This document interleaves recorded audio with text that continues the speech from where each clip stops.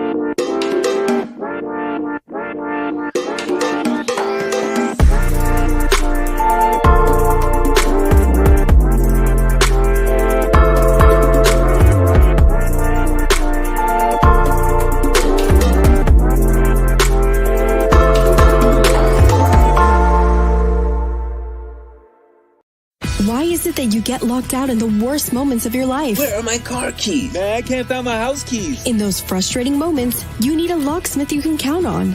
A. Lenny Locksmiths in South Florida, from Miami to Port St. Lucie. In Central Florida, A. Lenny locks it down in Orlando and Tampa Bay. Lockouts or lock changes for home or business, car key replacements, and programming all model cars. 24-hour service. Call them at 855-869-5625. Go to the website at alennylocksmith.com. Oh, great. You have a doorbell camera. Now you have a front row seat to your house getting robbed. They're breaking into my house! Ooh, there goes the TV. I'm sure it'll turn up at the pawn shop. No, not the TV! Just because you can see them, that doesn't mean you can stop them. With Slogans, you get 24-hour monitoring, a free home security system, and professional installation. Plus, free doorbell camera, one that'll actually work for you. Get out of my house! Get out of the house! Call 1-800-ALARM-ME. Sports Grill on Bird Road, Miami Lakes, and their newest location in Doral is now hiring.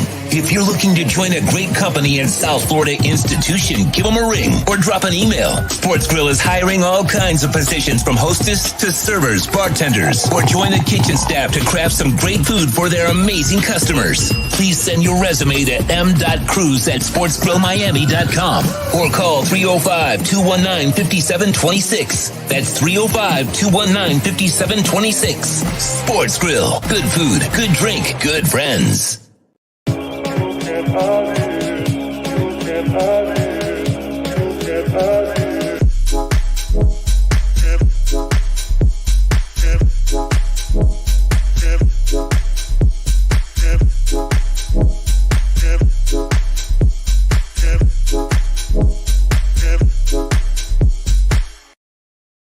This is the Big O Show! Sports fans love a place with great food, cold drinks, and TVs everywhere. That's why sports fans love Sports Grill and their 7 amazing locations. Check out the Bird Road location at 11481 Southwest 40th Street in the back corner of the West Bird Shopping Center. Sports Grill is also now offering some great employment opportunities. All kinds of positions are now available, from kitchen to hosting. Call for more information at 305-485-8845. From wraps to salads to amazingly delicious specialty dishes, Sports Grill is the home to the legendary special grilled wings. Since 1987, Sports Grill, good food, good drink, and good friends. It's the Big O Show! Judge, you tuned in to the hottest sports radio.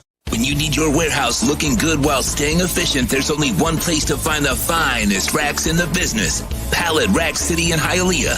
305-424-8547. That's 305-424-8547. Pallet Rack City is the company you need when you want your warehouse sporting the finest racks in the business. After all, who doesn't love a great rack? Pallet Rack City.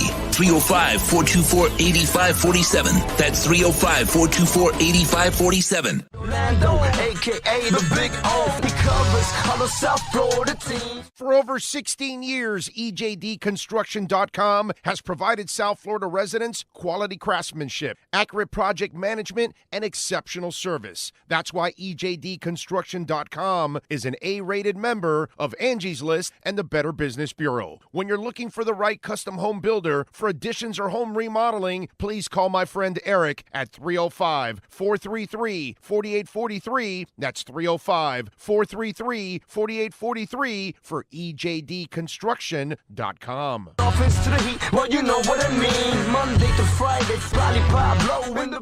There's no need to drive around South Florida wasting valuable time looking for a new or certified pre-owned Acura. Go to the #1 volume sales dealership in the Southeast United States. Craig Zinn's Acura of Pembroke Pines. Purchase with pace and space in a dealership tailored to your needs. From home buying to providing that personal touch. Contact the 2020 Satisfaction Award winner Craig Zinn's Acura of Pembroke Pines. 888-776-5123. That's 888-776-5123. Or visit them at 15601 Pines Boulevard in Pembroke Pines. Show O's on the radio, the top's where we gonna go, Miami, that's the way we roll.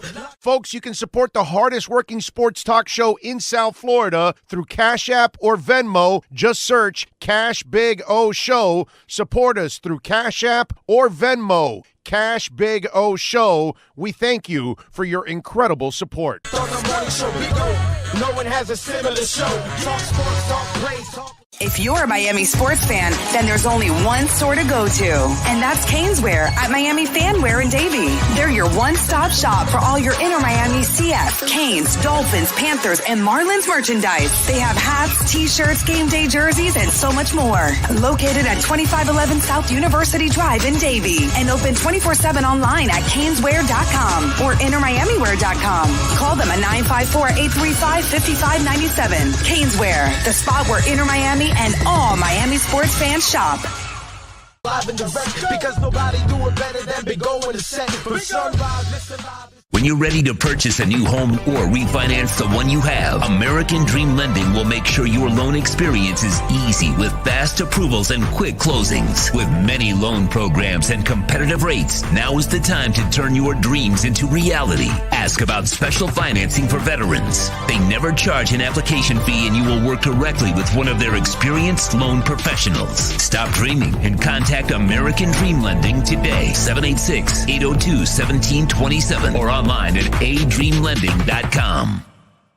The viewpoint statements or beliefs expressed on the following program by the host, guests, or callers are not necessarily the opinions of FantasyXS.com, Media Group Inc., ownership, management, sponsors, or website.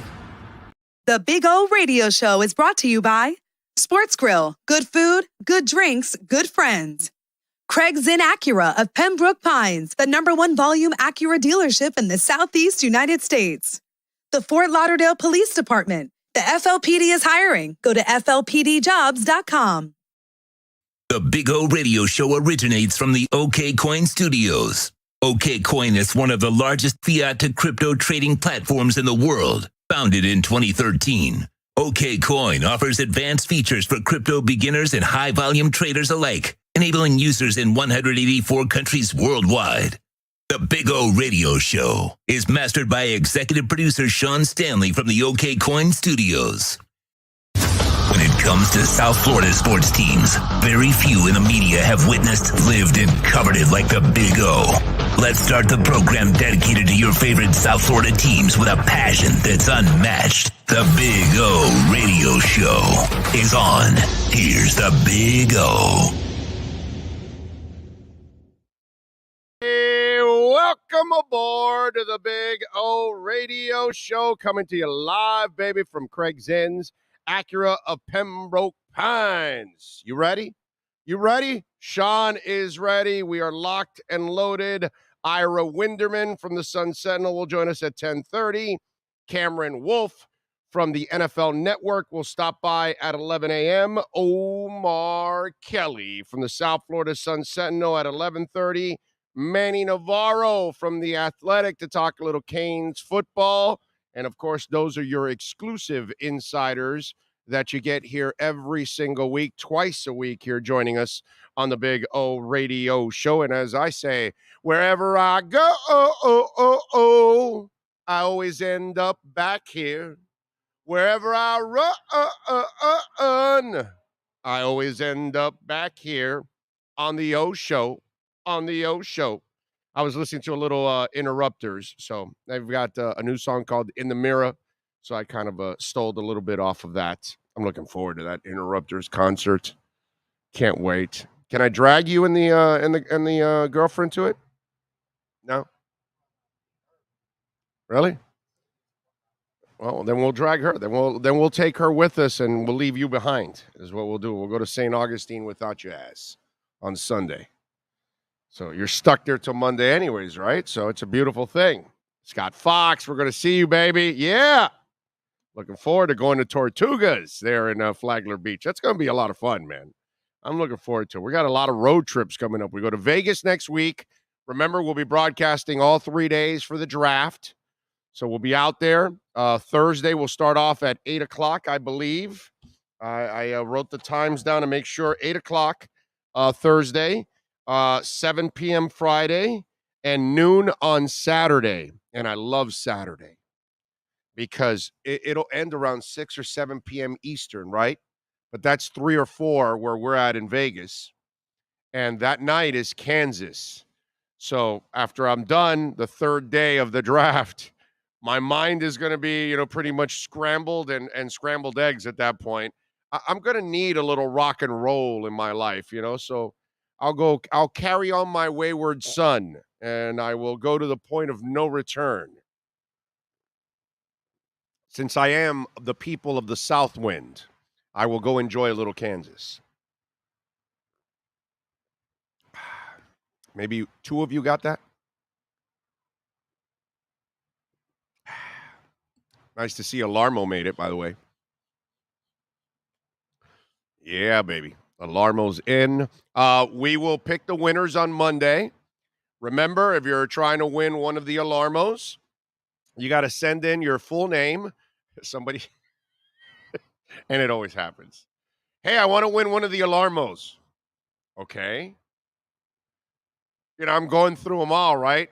And it's like, well, where's your address? Where's the cell number? Where's the email address? We need information. Information. Who are you? The new number 2.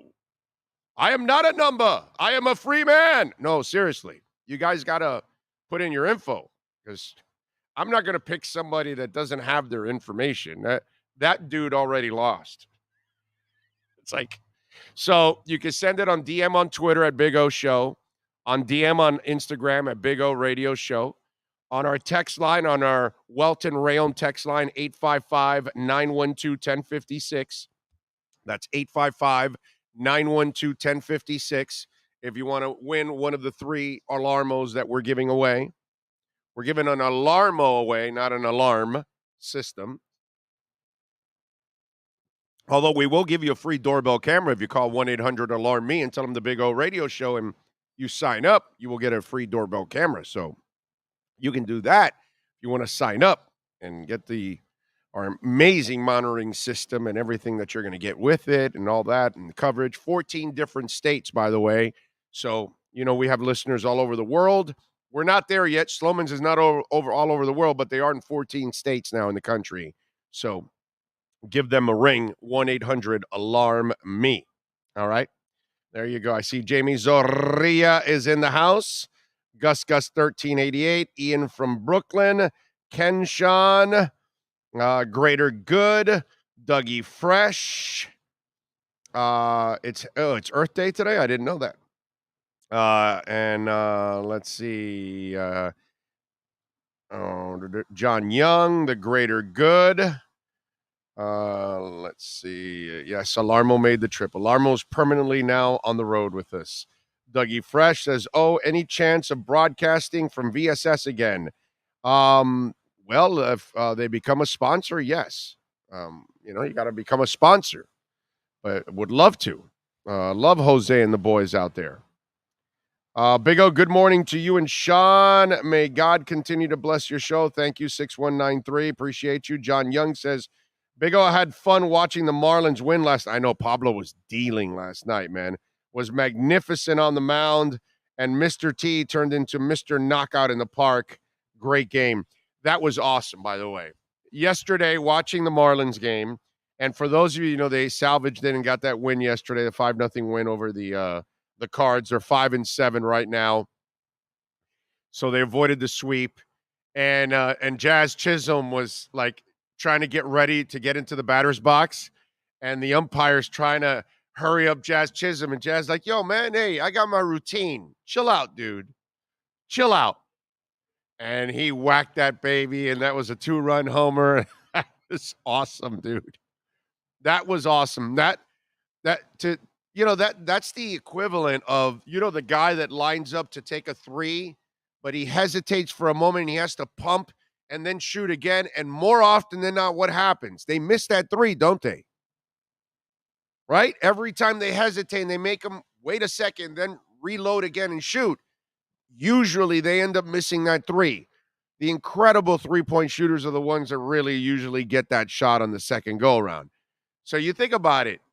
The ump messes with him in his routine, and he's like, yo, wait a minute, whoa.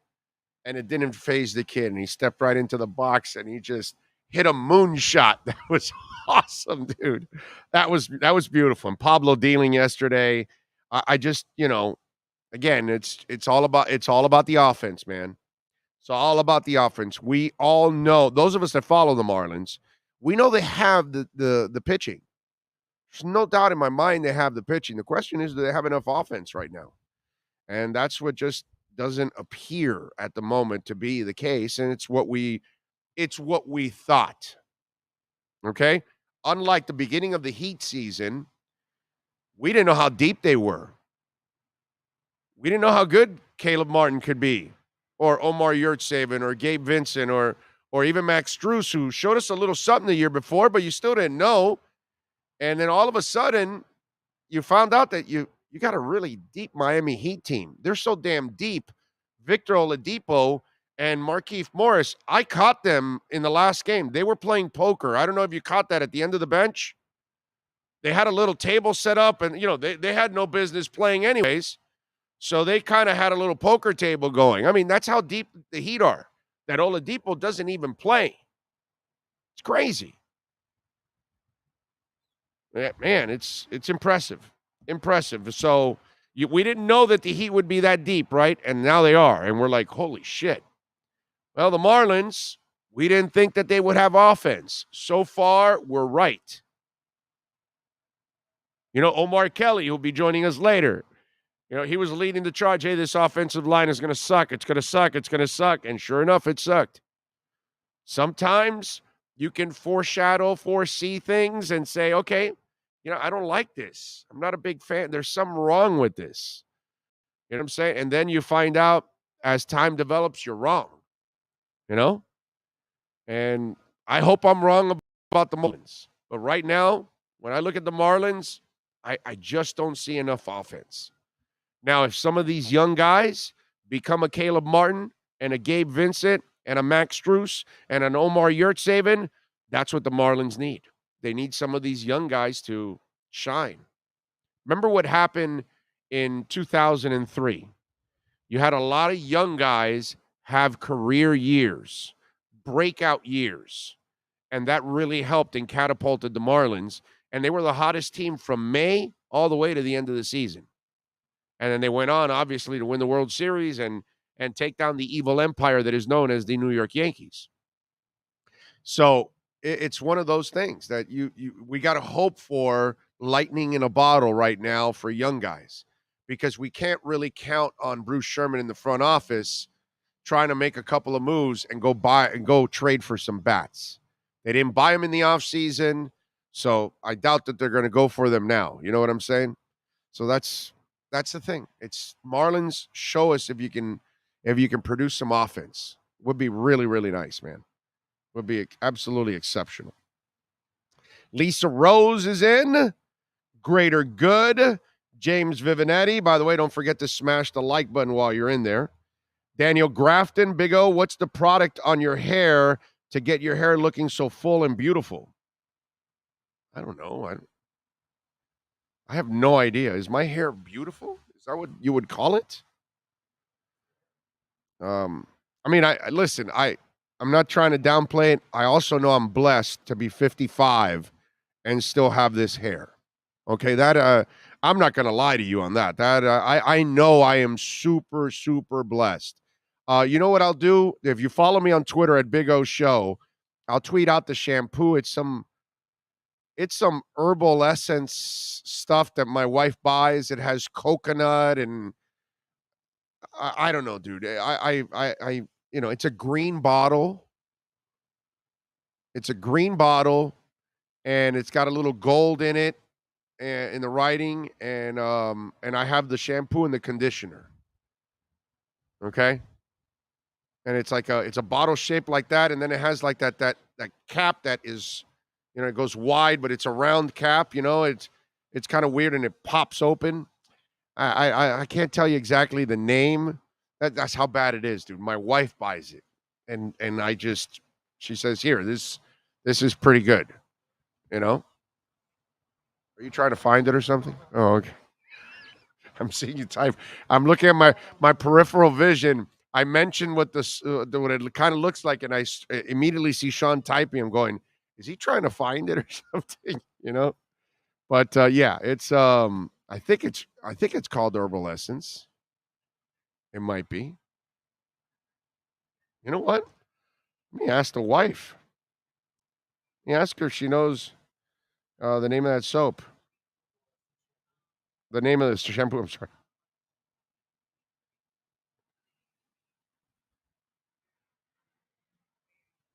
Okay, let's see here. There we go. Oh, yeah, it's a green bottle. It has a little gold in it in the writing and all that.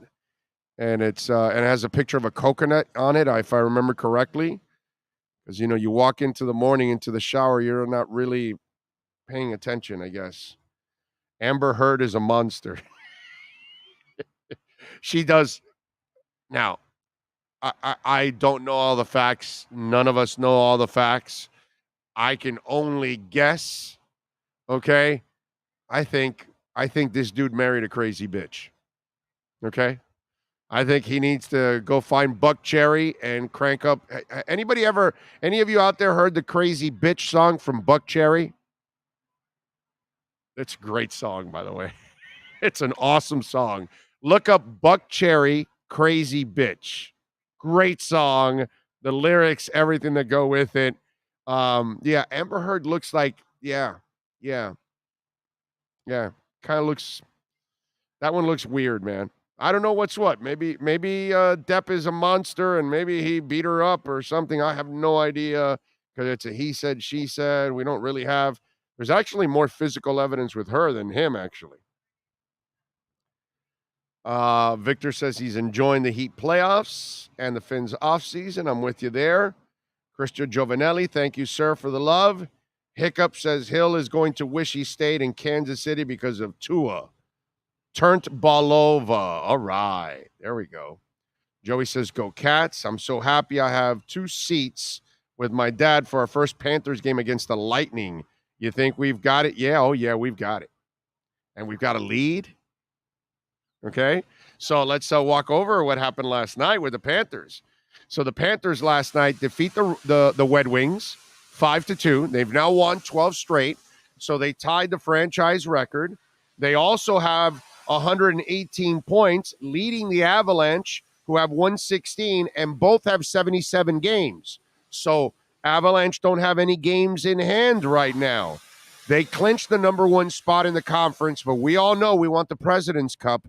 We want the number 1 overall seed in the NHL. Our Miami Heat had to settle for the number 2 seed overall because Phoenix has the number one. We have the number one in the Eastern Conference, but not number one overall. We need that overall for the Panthers. Okay, so tonight they take on the Oilers, half decent. They should beat them, 9 o'clock. We got to I'm sorry, the Avalanche take on the Oilers tonight at 9 o'clock, half decent. Let's hope that the Oilers can beat the Avalanche at 9. Tomorrow, the Panthers take on the Maple Leafs at FLA Live Arena at 7 o'clock. And then on Sunday, the Panthers again at FLA Live Arena against the Lightning. So this is a brutal back-to-back set over the weekend. So the Avalanche, let's hope they lose against the Oilers. And then on Sunday, the Avalanche play again against the Jets. Also, and we got to hope for the best there. You know what I mean? Yesterday, Barkov, Reinhart, Uyghur, Achari all got goals. Marchment also got goals. Bob had 28 saves. Just a beautiful thing that they're way better than the Red Wings. So go out there and prove it. And what I like about this Panther team overall, there's been a couple of moments like the Kraken, which did us a favor against the Avalanche. They've lost a couple of the games that they shouldn't lose. Yeah, we know that. I mean, listen, when you play 82 games in a season or 162 in baseball, it's not like football. Football, you cannot make the mistake of giving up the game you shouldn't, because that could cost you your season, your chance at the playoffs. In baseball and in basketball and in hockey, the seasons are so long, it's really impossible almost to be perfect and win all the games that you're supposed to win. You're going to let up one or two. You know what I mean? But this weekend, man, the Panthers have everything to play for. And let me tell you something. If somehow or another they're able to win both of these games and the Avalanche lose one of these two, and now there's a 4-point difference, that locks the Panthers in practically into the driver's seat of getting that number one spot overall in the NHL. I want revenge if the Avalanche make it to the Stanley Cup Finals. In fact, I want the Avalanche in the finals. There's a poetic justice about this. That years ago when the Panthers were babies and they made the miracle run to the Cup that they should have never made anyway, but they made, and they got there and they faced an Avalanche team that was beastly. It was clearly the best team in the league. They were an awesome team. They were supposed to win, and they were supposed to kick our ass, and that's exactly what they did. Okay? So I'm not going to sit here and be frustrated like I am about the Heat and the bubble, that I know that if Bam and Dragon are healthy, that series might have been different, dude. That might have been a different series, and I have to sit there and think about that. I don't have to think about the Panthers and the Avalanche in 96. The better team won. But now the better team is the Panthers.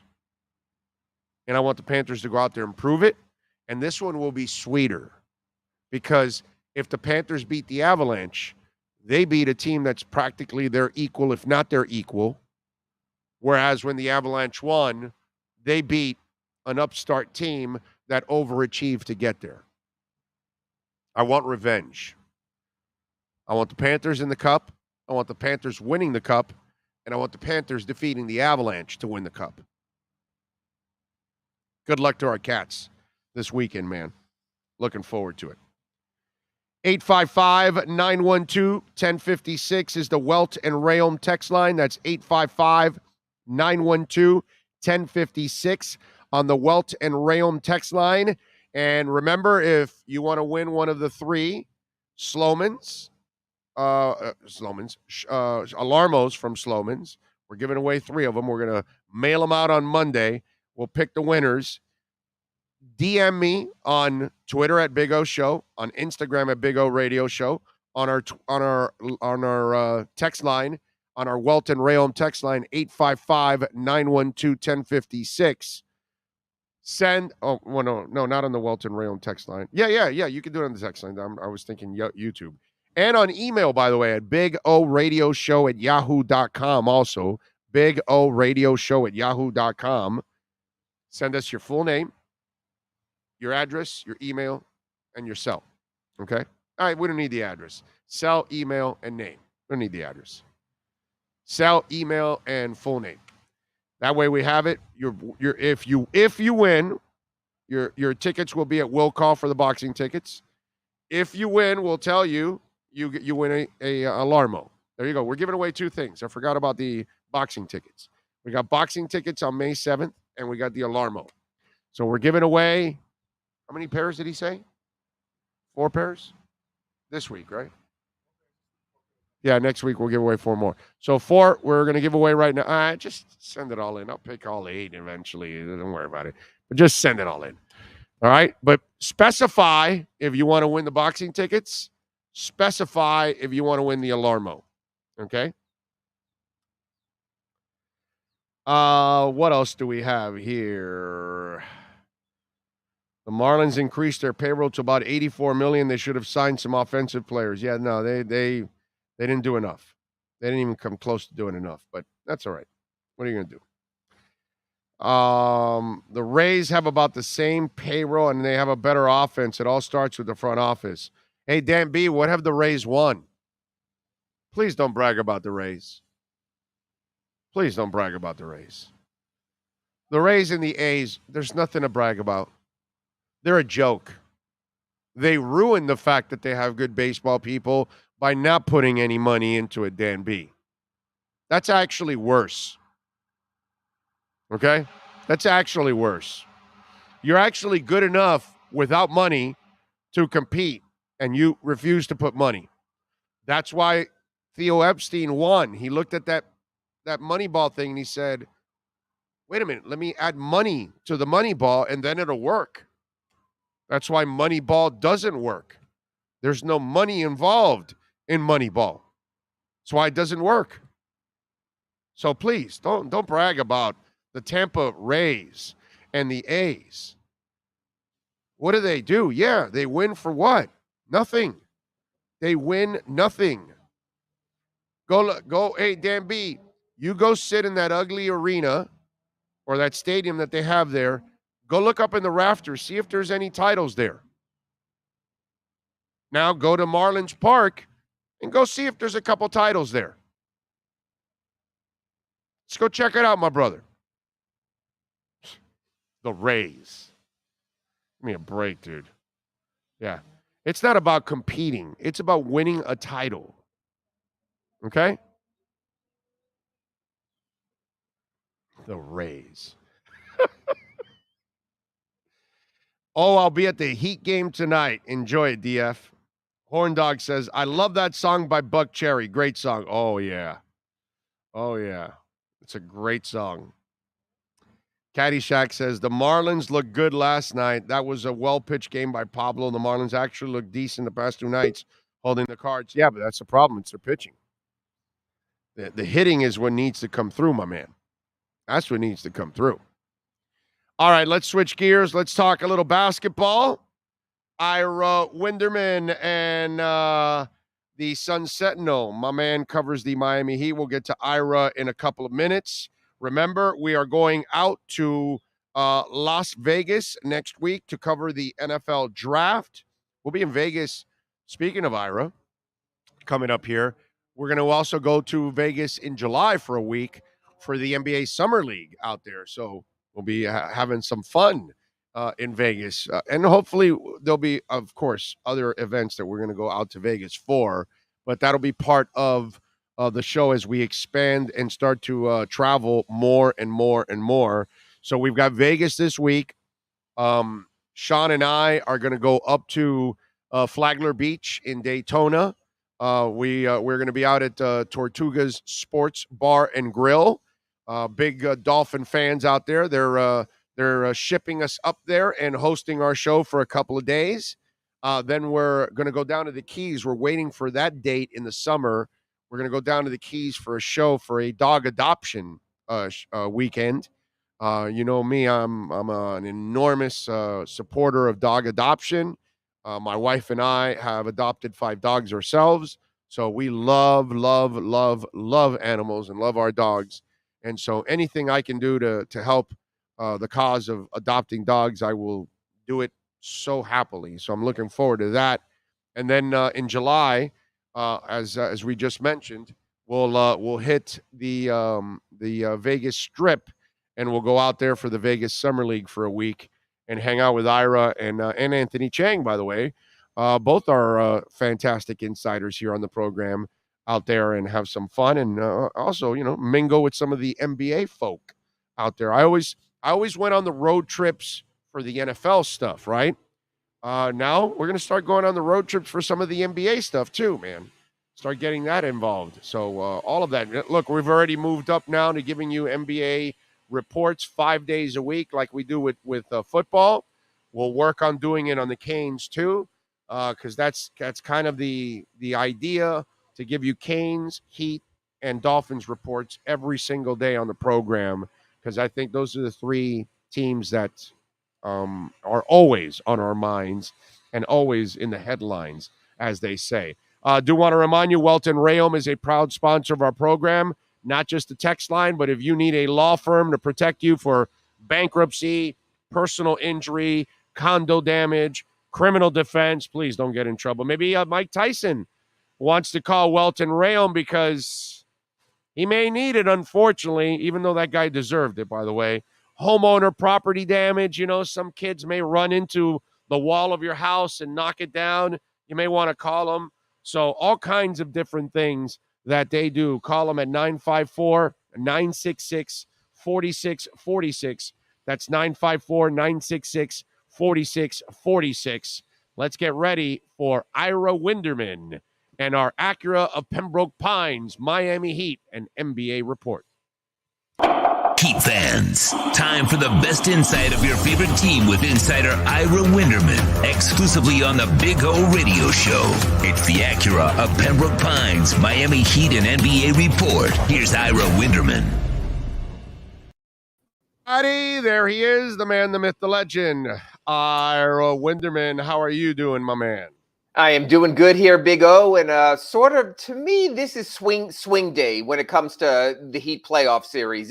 If they put their foot down like the Sixers did in Toronto, make their statement, they can move on comfortably. But Big O, let's be honest. If the Heat don't win tonight, and all of a sudden it's, can the series be even at 2-2 going back to FTX Arena 7 p.m. on Tuesday? The plot thickens. When you are facing a team that is romping through its half of the bracket and you're sort of delayed, you know what, Big O? We have seen this so far with other series. The more games you play, the better a chance, the worse a chance, I guess I could say, for injury.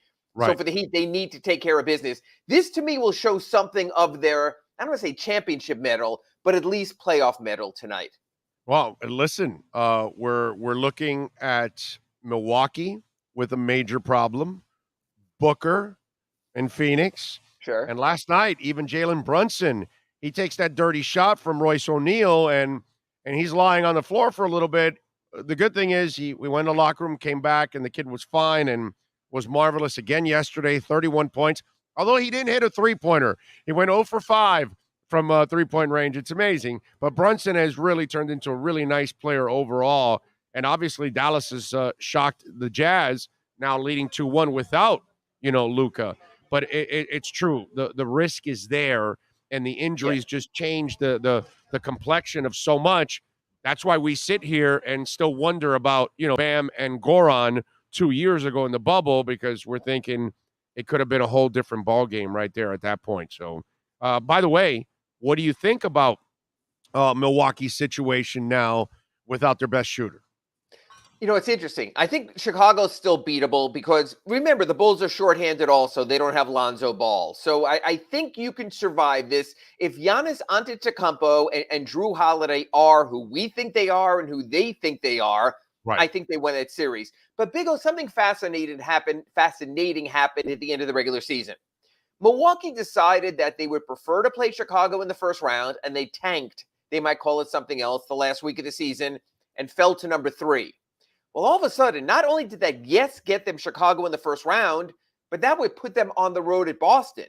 Well, now you see how well Boston is playing and how good they're looking. And I just wonder if the Bucks got too cute for their own good They literally forfeited home court advantage in the number 2, number 3 series against the Celtics because they were more concerned on getting their preferred matchup in the first round and avoiding the Nets. So I think it really might come back to bite Milwaukee when all of a sudden they're headed out to TD Garden for the first 2 of that series against the Celtics and for 4 of the 7 games in that series. Yeah, and by the way, this is maybe the coming out party for Tatum and Brown, because these guys are so talented, so gifted. They look like a different pair right now. There's a different edge that I'm looking at and seeing with the Celtics, because you saw the way they came back in this last game and really took care of business. In the game before, they gave up a big lead, but we all said, well, they came back and they needed that last second desperation drive to win the game. But that's also a character play too at the same time, to be able to lose the lead and then come back and still win it. That showed you a lot of mental toughness. I am seeing a little different Brown and Tatum and the entire Celtic team. In fact, they now have the attitude of what's it called? The kid that the defensive kid, what's his name? Marcus Smart. Now they have a Marcus Smart attitude. And that's the part that I'm getting impressed about the Celtics. You know what? Oh, I'd go even further. I think they picked up the attitude of Ime Udoka, their new coach. And they went through the growing pains the first half of the season, and he insisted on certain defensive precepts, and he insisted on a certain style, and you could see that pay off. And keep in mind also, they've been doing this without Robert Williams, who was really the defensive anchor for them the second half of the season. He will be back. Probably not in this series against the Nets because they don't need him. But almost assuredly in the next round, if it's Milwaukee or Chicago, most likely Milwaukee. So they will just get stronger. So I think Boston's in a really good spot now. I think Marcus Smart, sort of his aggression has sort of played off of the other players as a team leader on that team. And right now, if you're asking me most formidable competition in the East, and I guess you would say for the Heat in the East, even with what Philadelphia has done, I'm looking at Boston because they're playing a higher pedigree opponent, and they're playing and doing it in ways that you win playoff games in. So I think Boston almost right now, if I was doing my championship odds from the East, I would go with the Celtics. They have looked playoff ready. Who's the deepest team in the East? Well, again, I know where you're going on that, Big O, and I agree with the Heat's depth. But again, depth I'm just win saying playoff games. That's what's going to help against those kind of teams. Is the depth, because it's going to get physical. And if it gets physical and you got fouls and you got to go to your bench, and then all of a sudden, who's got the better guys that you can go to the bench to? That's why I'm just saying, if you're going to face There's something to be said for that, but I still think it's about your stars. I think, you know what? I would look at every playoff game to this point. Maybe Memphis has come back last night you could look at. But it's been about the leading men. We're talking about Jimmy Butler. We're talking about Jason Tatum. When Memphis won, we're talking about John Morant. You're talking about the leading men. They damn well better stay out of foul trouble. And you know what? They're going to need more of what Jimmy gave them, because the Heat don't have that 1B kind of wing player. Yes, Kyle Lowry's a very nice facilitator. But you're talking Jaylen Brown and Jason Tatum. Either one can do it for you. What we are seeing now, not only with Joel Embiid, but Tyrese Maxey is at another level right now in his continued coming out party in the Eastern Conference. So as much as you say the Heat's depth helps, I agree. But I still think you take Jimmy Butler and you don't have him at a level like he was the other day, it's a little bit harder for the Miami Heat. They're going to have to play, as Eric Spoelstra would say, in the mud more often. No concerns with Bam and Tyler, right? I mean, you do what you take. What it takes to win the game. And if someone has it going, this whole thought, why the hell would you take the ball out of Jimmy Butler's hands on his 45-point night? Why the hell would you take the ball out of Duncan Robinson's hands on his 8 3-pointer night? This is what smart teams do. Smart teams don't let the ego get in the way and I'm getting lost in the playoffs, so no one will notice. Smart teams say, these are 28 different mini seasons, almost the maximum 28 games you could play in the playoffs, and you're trying to come up with 16 positive results. So no matter what Bam has done or not done, Tyler has done or not done, the Heat now have 2 of those 16 needed results for a championship. You know what? They'll have their games. There'll be a Bam game, I guarantee it. There'll be a Tyler Hero game, I guarantee it. Why? Because we've seen it too often in the regular season to have doubts about that. Their time will come as well, Big O.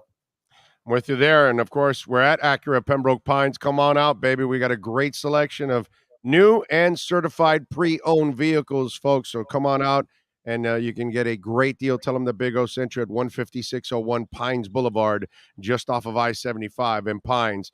All right. I'm not saying it's there. We're at that point. And listen, Anthony made a great point yesterday that the Durantula has been playing a lot of minutes down the stretch, 40-plus minutes. But Ira, I started to see a guy that's starting to look a little old, a little slower, or is it that he's worn out from carrying the damn team because Kyrie doesn't play half the season and James Harden was a lazy bastard?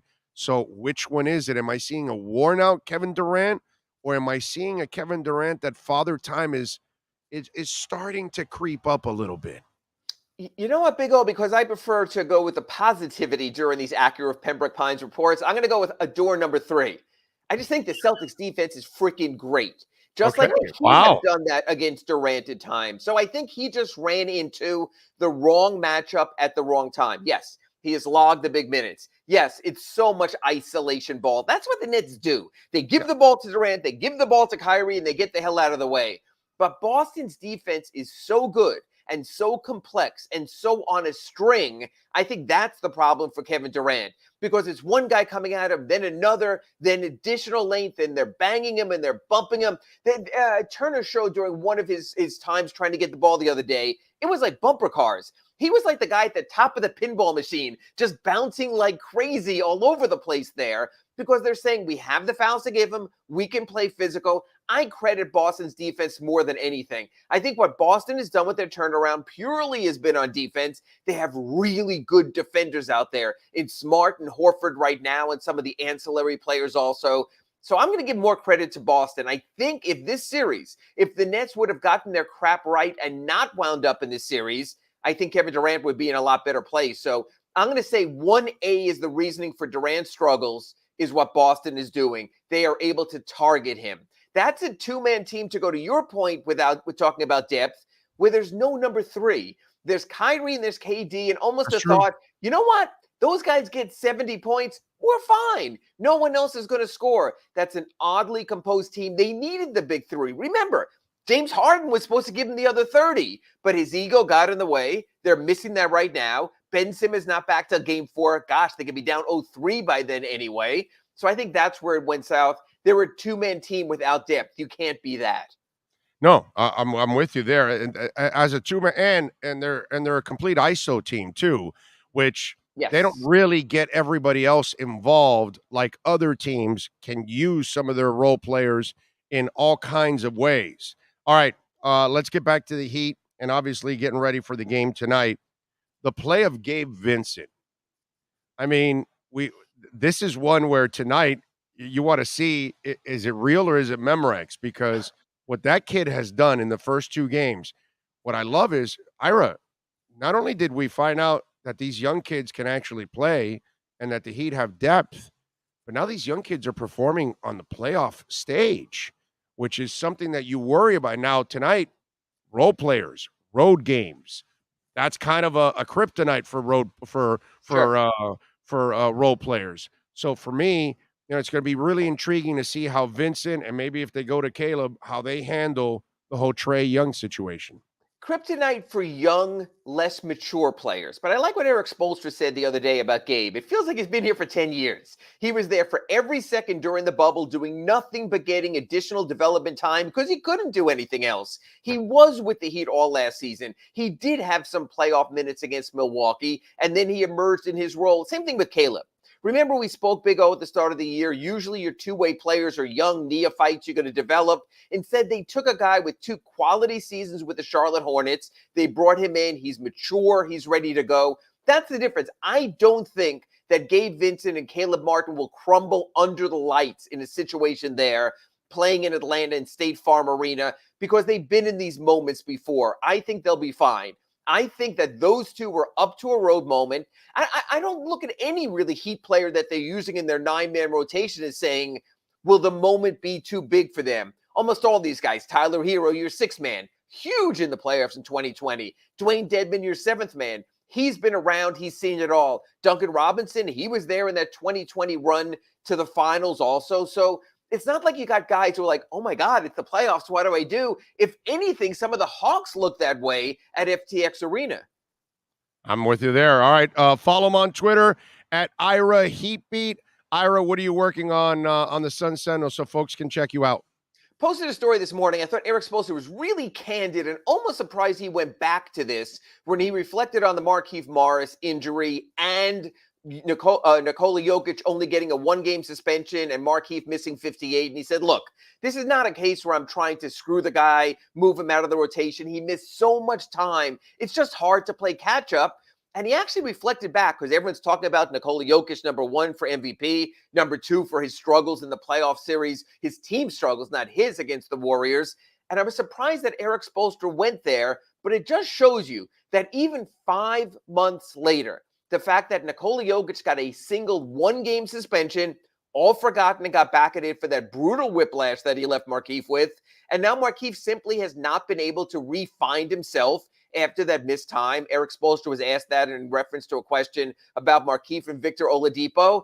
You know what? Oh, we talked about this when they changed the rotation. Sometimes the train has to leave the station. It's not anything that Victor Oladipo did. It's not anything that Markieff Morris did. But at a certain point, Eric Spoelstra has to say, I've ridden with these guys for the first 82. I'm going to ride with them in the playoffs. So I wrote about that. I was surprised Eric Spoelstra brought it up. But basically, Eric Spoelstra is saying, don't blame me for not playing Markieff. Blame the big thug back there in Denver for what he did that I never fully got to explore Markieff. I thought that was interesting. I'll blame Markieff. For instigating. He didn't make a basketball play. And no, he didn't. He did not, but he didn't deserve that, Big O. He didn't deserve what happened. You don't make the initial dirty play. I agree. Look, he's not innocent. He's not innocent. Don't incite the other guy because you don't know how he's going to respond. And he's 300 pounds coming at your ass, dude. Yes. I mean, he's twice your size, and you're going to piss. It's like the dude in the plane. Really, you're going to piss off Mike Tyson. Like, what are you doing, bro? And so it's just one of those things. Yeah. Why would you? That's the part I don't like about this entire scenario. He does not take any responsibility. He put himself in that spot. If he would have made a basketball play, Jokic would not have retaliated with a dirty shot. And I agree, but the end results seem to be sort of slanted one direction, and mostly just Big O, just as a point of the time we all he missed. Screw up, dude. Just admit when you screw up, dude. I mean, it's fine. It's normal. We're human beings. Our emotions get the best of us at times. We say things that we don't mean. And it gets away from us. It happens to all of us. I agree. The worst thing to do is to completely avoid it and not admit it, man, and say, hey, I know Jokic was dirty, but I started it, and it was my fault. I put him in that position, and while I don't appreciate what he did, I initiated it, and he has never taken any responsibility for his actions. That's the part that to me, it's unacceptable. And you know what? This is called karma. This is karma. This is karma biting him in the ass. Karma was a bitch in this case. I agree. Yeah. All right. Follow him on Twitter at Ira Heatbeat, and of course, catch his exceptional work there at the South Florida Sun Sentinel. And subscribe, folks. Please subscribe. Support our local journalists like we do here on this show, and catch him 3 times a week here, of course, doing his thing. Ira, thank you. Have a great weekend. Enjoy the basketball, my friend. Talk to you Monday in our Acura Pembroke Pines report. Thank you, Big O. You got it. You know, there's nothing wrong with screwing up. You know what? Let me wrap it up. That's Ira Winderman. You've been listening to the Acura of Pembroke Pines, Miami Heat and NBA Report with Ira Winderman. When you're looking for award-winning service and great deals from the #1 volume Acura sales dealership in the Southeast United States, you go to Craig's Inn Acura of Pembroke Pines at 15601 Pines Boulevard in Pembroke Pines. We're all going to screw up in life, man. I'm going to make mistakes. Sean's going to make mistakes. You're all going to make mistakes. But we have to at least admit when we make a mistake and address why this problem happened. You know what I mean? And why we may have brought it upon ourselves, too. And that also happens to all of us. But if we're not willing to look in the mirror, which Markieff Morris, this is why he's had several issues throughout his career. It's like, this is not the first incident he's had, by the way. And so this is not your first altercation. You've had several others, and you still don't learn. And you know what I don't like is I don't know if anybody from the media has actually asked the man, why don't you look in the mirror and say it's your fault? You instigated it. You didn't make. I don't know if anybody in the media has actually looked at him in the face and said, Markieff, I got to tell you, I didn't see a basketball play there. I know that Jokic didn't make a basketball play, but you didn't make a basketball play.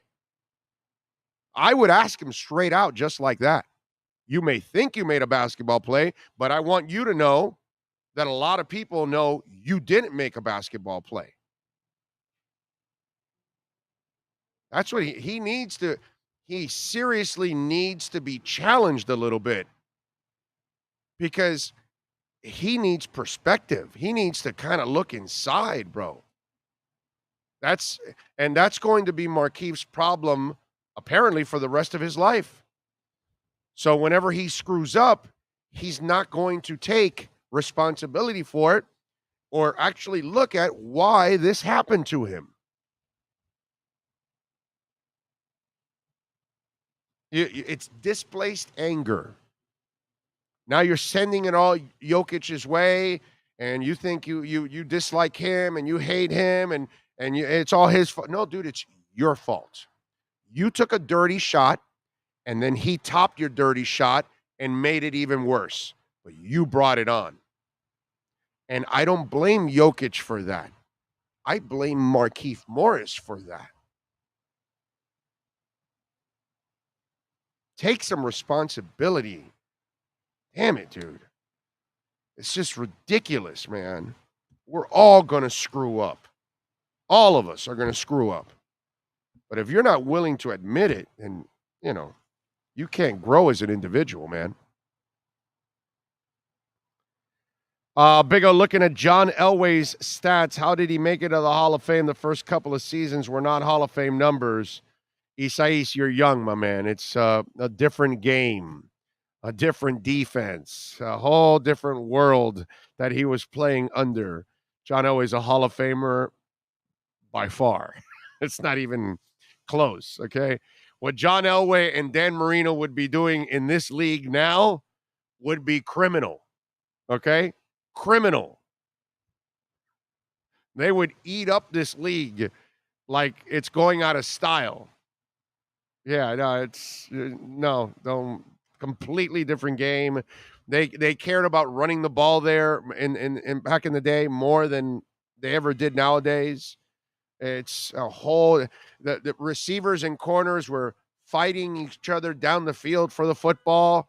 Nowadays you can't even breathe on a wide receiver. It's a whole different game, my man. Whole different game. Let's see what else. Dan B says, well, I know they play in the Dome of Doom. I wasn't tooting the Rays. It's just that I see that the Rays have won the AL East a few times and have about the same type. Yeah, I get that, Dan, but they do nothing with it. What's the use in getting to the playoffs if you can't win the whole damn thing because you never spend? You have enough to just get there. That sucks. Because that means you have the people to win it and you don't have the front office committed to it. That's the most frustrating thing there is in the world, Dan. You can't win the title because you can't spend enough and you're not good enough. Okay, we understand that. But, dude, you're good enough. All you got to do is go buy a couple of other pieces and you'll win a title. And yet the A's and the Rays refuse to spend money. And they know how to play this game. I hate those two franchises. And I normally don't dislike teams in my state. But the Rays piss me off, dude. What they do to their fans is unacceptable. That's why they shouldn't get any attendance. That's why they shouldn't get any damn support. because all they're doing is bamboozling people. Yeah, we're going to do just enough to tease you. So you see her on the dance floor. You make eye contact. She shows you she likes you in a way. You make your move. You dance a little. You spend some money on drinks. You think it's going places. And then at the end of the night, she says, no thanks. I'm out of here. And so you spend all that time, all that money on drinks, and you got teased. Yeah, no, dude. No. If I have a filet mignon, I want to eat it. You know what I'm saying? I don't want you to, tease me. With some Alaskan king crab. No. Give it to me. I want it. And that's the disgusting part about the Rays and the A's. Disgusting. They actually know how to do this, and they do not do what they need to finish the job off. How does that make any sense? How do you do that to your fan base? Let's see. To do Big O show, y'all never miss a beat. Thank you. GP Trap says, good morning, Big O, checking in at a number 67 like from Pembroke Pines. So I see 74 here. What do we got? Come on. Let's go. Let's pick up the likes. What do we got? 81. Let's get a few more in there. Big O, did you see Mike Tyson? Yeah. We have time. Yeah, we have time before we get to the top of the hour. We'll have Cam Wolf here at the top of the hour. I got no problem with what Mike Tyson did, man. I got zero issue with it. The man was decent. He took a picture with the guy. He accommodated the fan. The guy was an idiot. He was drunk. Mike wanted to be left alone. I mean, it's one time I was with Brandon Rodriguez, one of my producers. Fantastic guy. And we are in Buca di Beppo at the Combine, okay? And you know who's eating next to us? Steph Curry, okay? This is a while ago. This is actually before Steph became Steph Curry. It was kind of in that year that he was starting to break out, okay? The kind of like that. So it wasn't like he became the superstar yet. He was kind of like known, but not yet like completely exploded. So Brandon's a big fan. And by the way, in that game, it was we went that night to the game. Pacers, because every time I go, you'll see when we go next year at Combine, if the Pacers are playing, we'll go to a game in the Pacers. And so we go, and by the way, we had floor seats. So yeah, they take care of us in the Pacerland because I know all the people in the Pacers, so it's cool. I'm going there 20 years. You make friends. So anyway, so we go, and you know who's playing with Steph Curry? Jeremy Lin. This is before Linsanity. Okay, so before he went to the Knicks and everything. So it gives you a little timeline about how far back it was. And Brandon, smart as always, and decent human being that he is, he never bothered Steph Curry. Why? Because he's freaking eating, bro. You know what I mean? And so if Mike Tyson is kind enough to take a picture with you, I think it's a picture or sign something for him, and then he says, all right, man, I just want to enjoy my flight and be left alone. What are you going to do, Sean? You're going to leave him alone. Well, I know you, Sean. You won't even bother him.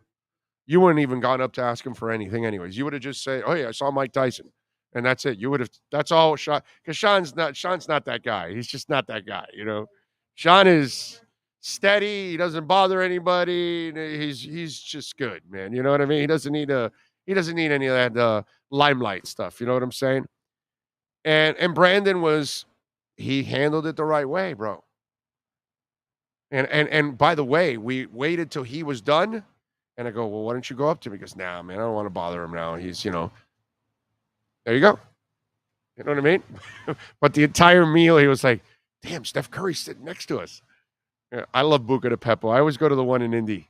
I know we have a few here in South Florida, I do enjoy their food, but I always I try at least once during that week that I'm at the combine to go. I can't wait, man. Now that all this stuff is going away, next year we can go to the combine and do everything that we want to do. The draft coverage, and next year we have the 2 first, the second, and the 2 thirds. Our draft coverage next year is going to be sick. East West, NFLPA, combine, everything, man. Omar Kelly has my pick simulator. Channing Tiddale, the linebacker from Georgia at 102. Matt Araiza, they signed a punter. Why would the simulator pick a punter after they signed a punter? What kind of a simulator? Is that a stoned simulator? Good. I can't wait to have Omar on. Yeah, no, yeah. And Jalen Weidemeyer at tight end, and then Cole Kelly, a QB.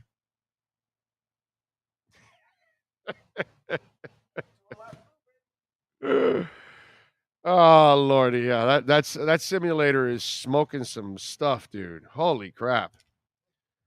You think Omar's just putting it on the simulator? Those are his picks, and he's like, the simulator did it. Oh, dude, she sent it to me. My wife, not the one that I saw. Oh yeah, my wife sent it to me. So what do I need to send it to you? To your Twitter? Email or Twitter, yeah, either one. But Twitter's easier, right? Yeah, DM's easier. Okay, here you go. I'm gonna show you the shampoo I use, and I'm gonna send it to Sean now. So those of you that were asking about my my luscious hair, yeah, there's one person. There you go. So I had to ask. See, you guys get me to do everything, bro. I even went and asked my wife, what's the shampoo? There you go. Guys are wondering how the 55-year-old man has beautiful locks. It doesn't have coconut? I thought, well, bro, I smell coconut in it, or is it? Yeah, no, it has coconut. Well, she's sending me the wrong one because it has coconut. Because I smell coconut. Well, you know what? Maybe it's like tanning oil. You know, it smells like that. It smells like that tanning oil. It smells like coconut. It reminds me of Hawaiian Tropic. That was my favorite sun tanning oil I used to use, the Hawaiian Tropic, the brown bottle with the gold. And there it is. There's the shampoo. There you go. And conditioner. By the way. And for those that can't, it is herbal essence, and it's hemp and potent aloe frizz control.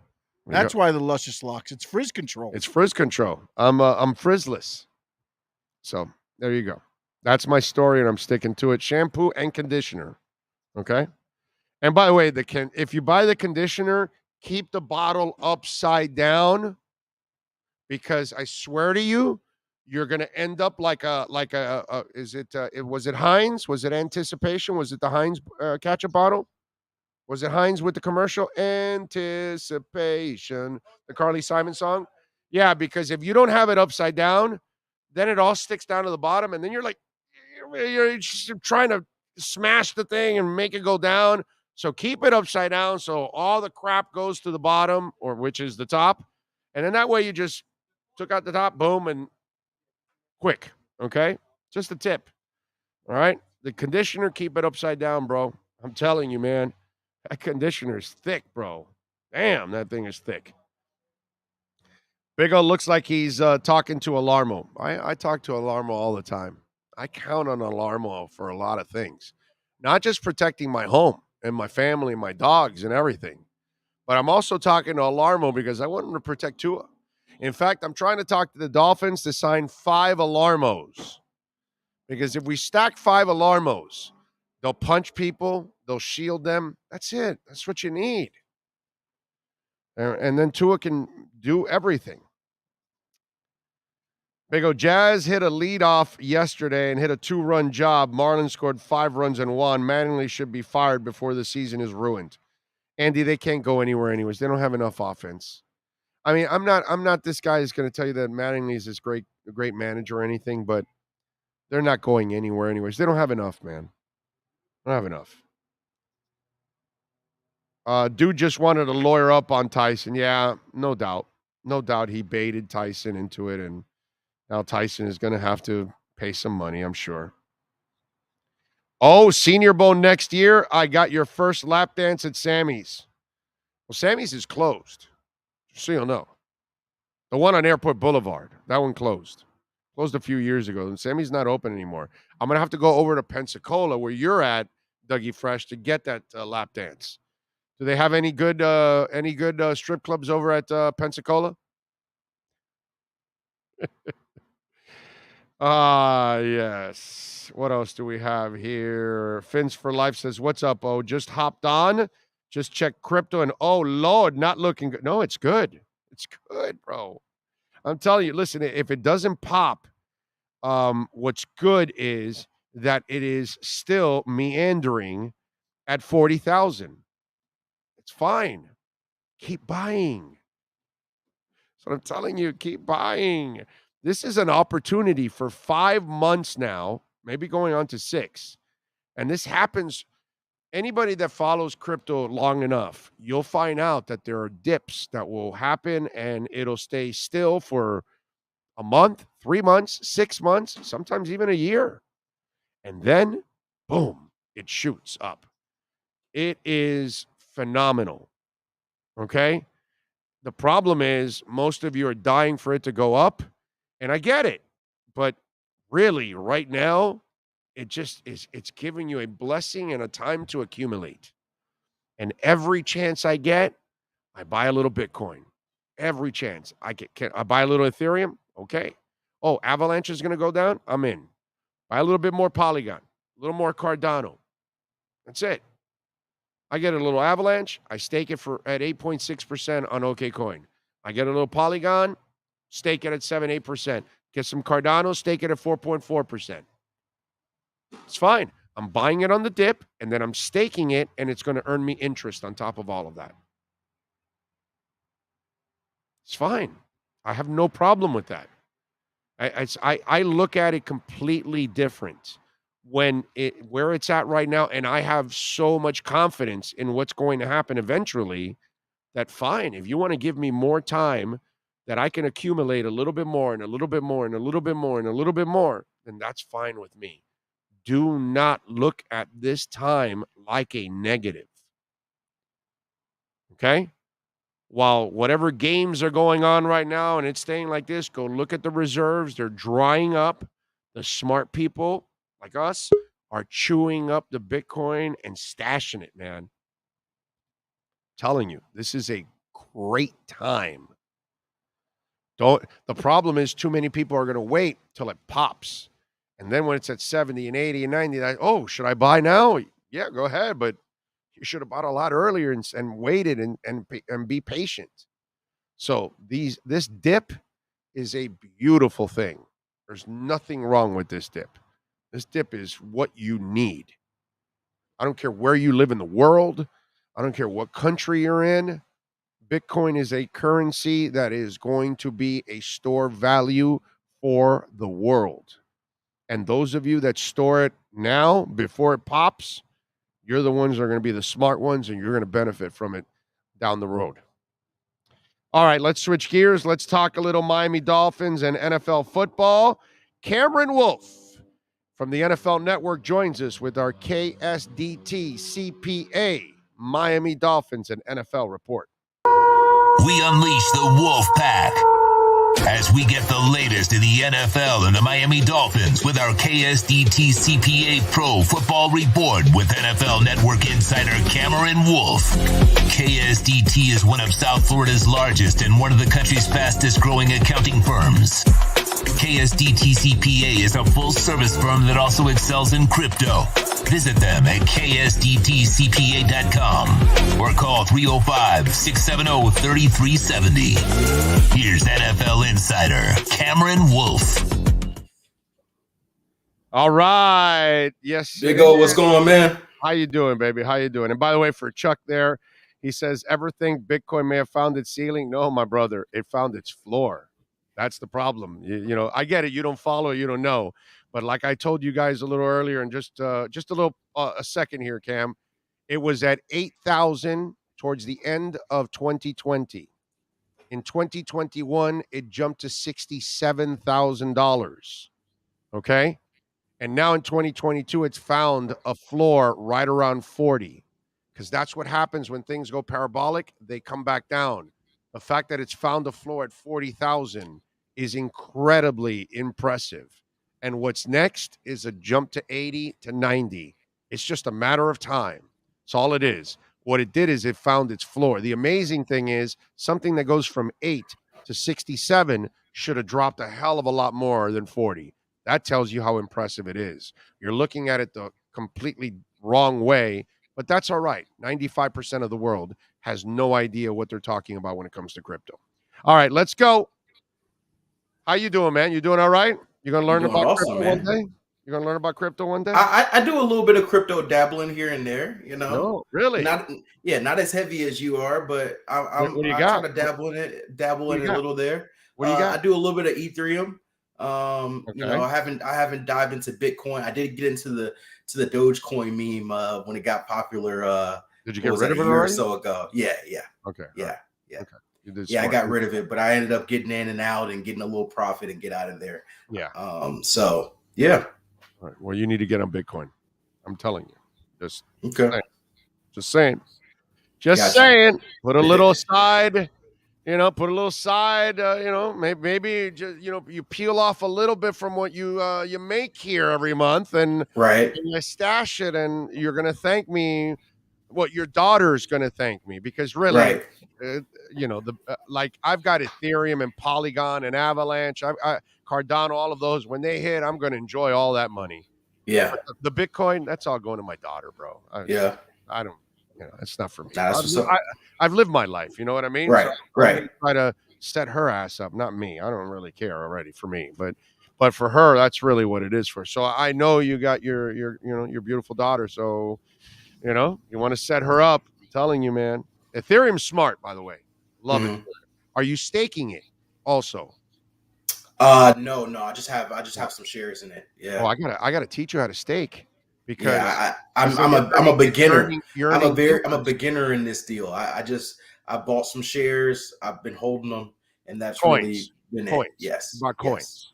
Okay. Yes. I don't know the terminology. Vigo. I am not as informed. And by the way, our sponsor KSDT has a section of their company that is dedicated to crypto. So for those of us that invest in crypto and you got to do your taxes, even if you're late, call KSDT and they will take care of all your taxes, including any of your crypto issues there. So they actually just filed my taxes. So So we just finished that as well. So there you go. KSDT getting it done, baby. Getting it done. All right. So what do you think about this entire Deebo Samuel mess, dude? First of all, I'm not taking anything from Miami. That's just I was going to say, first of all, he's not going to be a Miami Dolphin. I know Dolphins fans, Dolphins fans, you get a little greedy. You're like, can we have all the best receivers in the league team up? That doesn't work that way. But I do think it's interesting because like every receiver, like every big name trade we have had, there's been a clear reason why.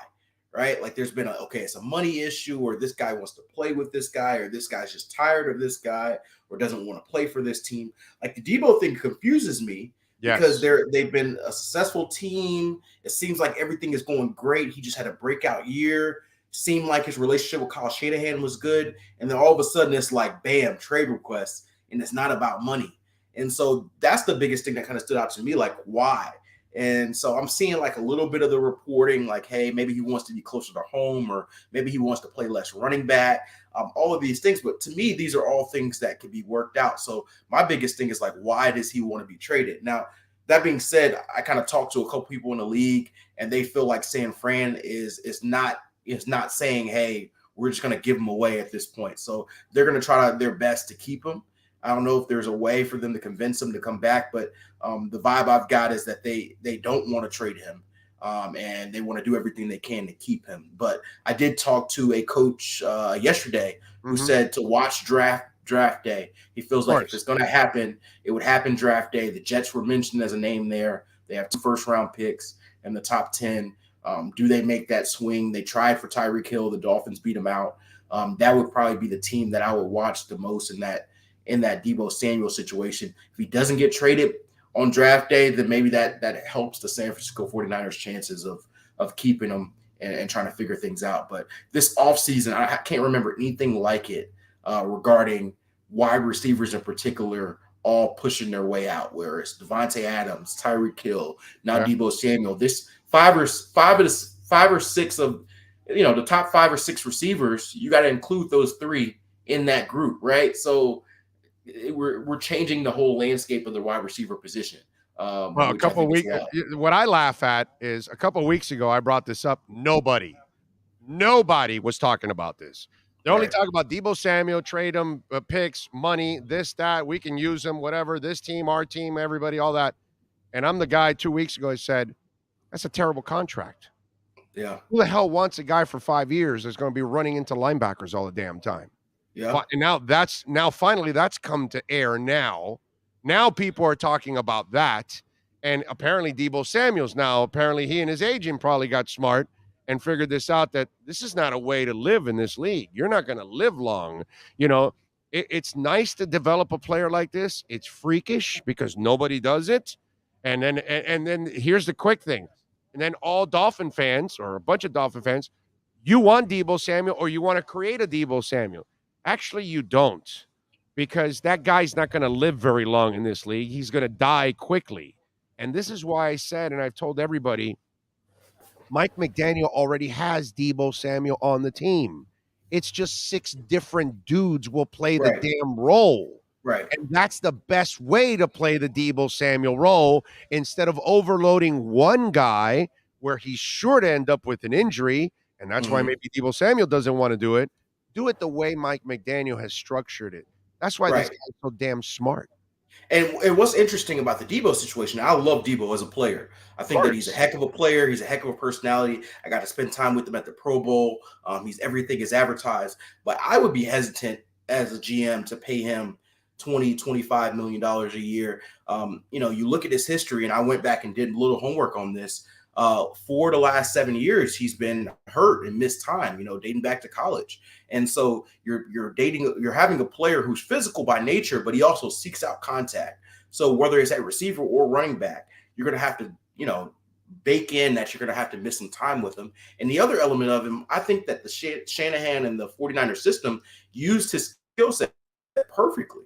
I actually remember talking to a 49ers person in their building early in the season. I asked them about their room, and he said, I think that Brandon Ayuk could be our number 1 receiver, and Deebo Samuel could be a good number 2.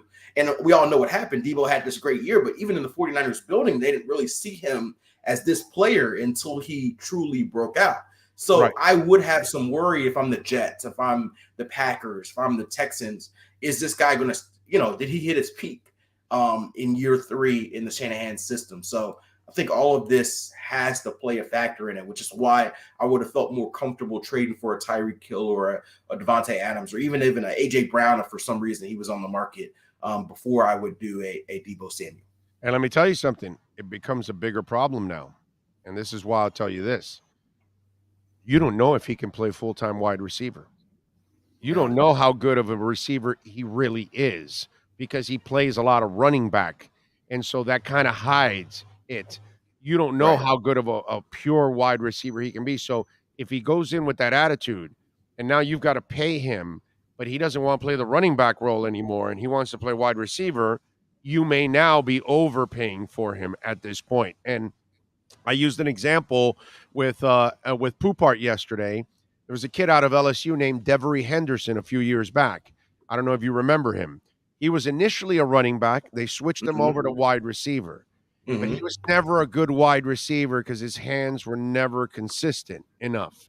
And so he was one of those guys that he was probably the kind of guy that you could have made a Deebo Samuel type guy, because he was a physical. You saw it when you watched Devery Henderson, his body, you knew he had still a little running back body in him, because he was a little thicker than your average wide receiver. He's a little tougher and stronger than your average wide receiver. And that's the thing. Does he become Devery Henderson now? Does he become the guy that doesn't run the pure sweet routes that you need, the clean routes that you need to set people up? Does he become the guy that isn't a good wide receiver and disgruntled because he doesn't want to run the ball and yet you want to do? This turns into a major problem for Deebo Samuel, and I don't think he realizes that. I think so. So what's interesting about Deebo is I think that sort of this problem came from his own success, right? He's played so well that he's played himself into one of the top receivers in the league when maybe even he didn't envision that or the 49ers didn't even envision that. So he invented a new position. Exactly. There's so many people, and we talked about this in the process even before they traded for Tyreek Hill, so many people are looking for the next Deebo. You don't hear people looking for the next any other receiver. It's Deebo because his skill set in the way he's used is so unique, right? And we spent a lot of time here talking on this show about how you can't make Lynn Bowden into the next Deebo because it's a unique skill set, right? So I think that's one thing that his uniqueness and his play and his production has made him an outlier in a sense. And now he wants this sort of contract. He wants this sort of protection. But what if the reason why he's so effective is because of this role? And I will say this, like, as far as him as a receiver, he did show that he was a really good receiver. Like he had 1,400 receiving yards.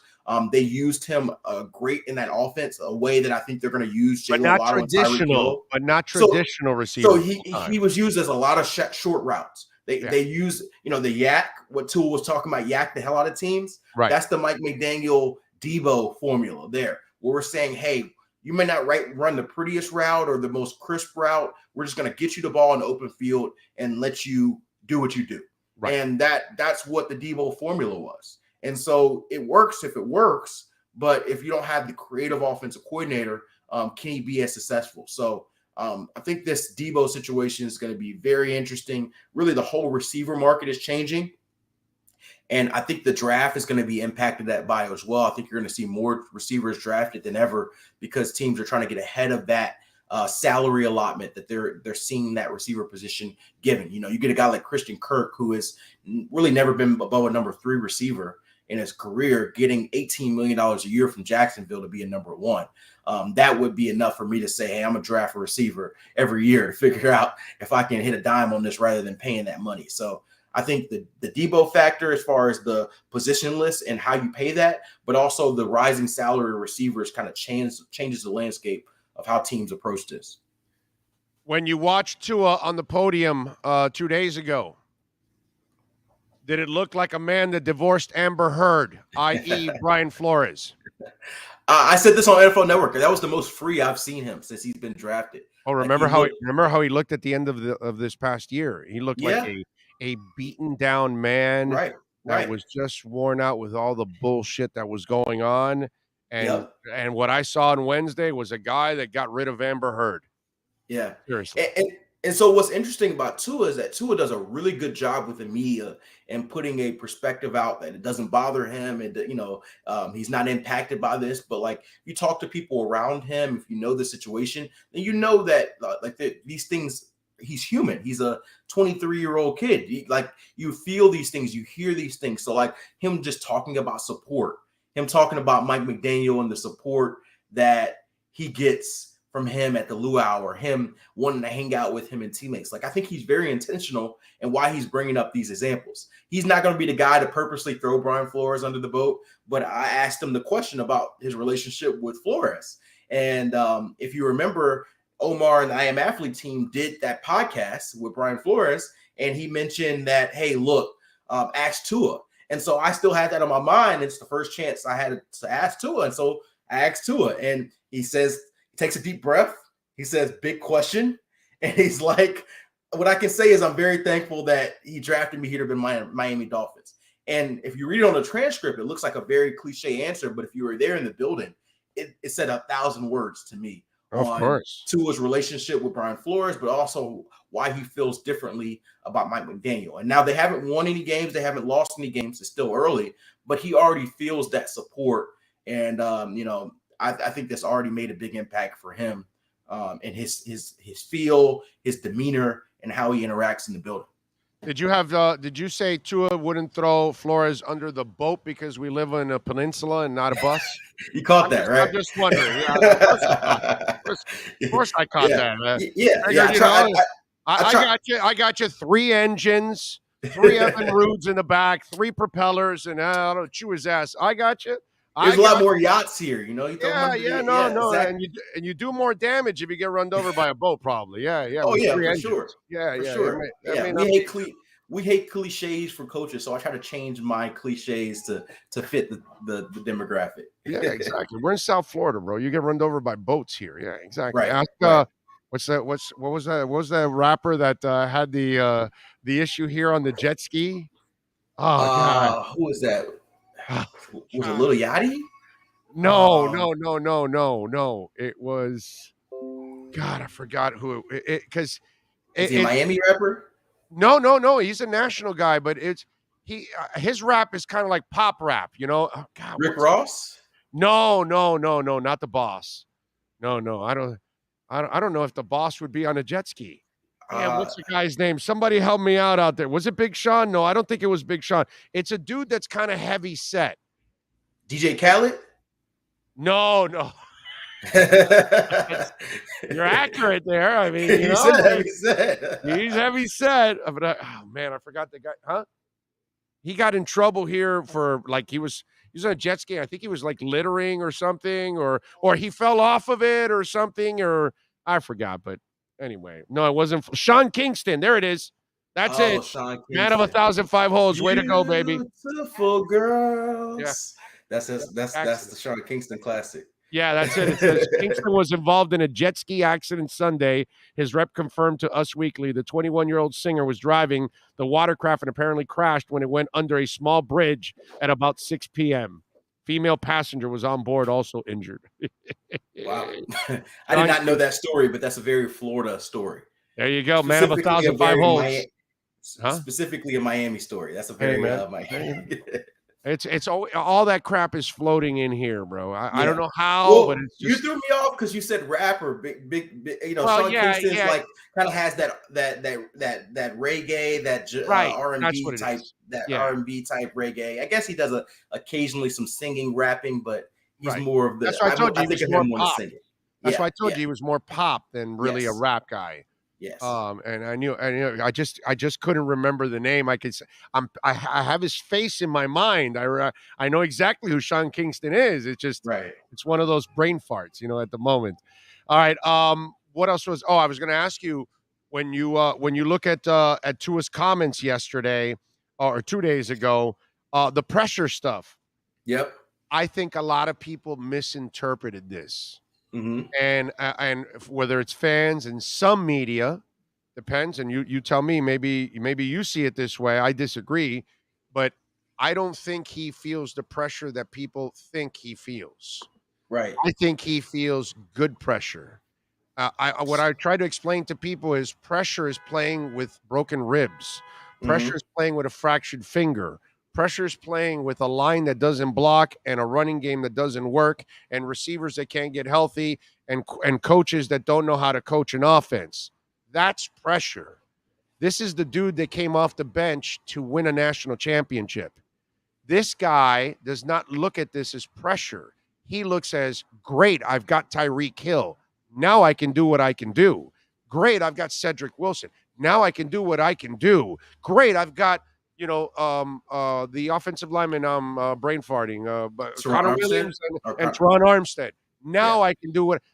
There's an eagerness now to go prove what you want to do. There actually isn't any kind of hesitation for players like this.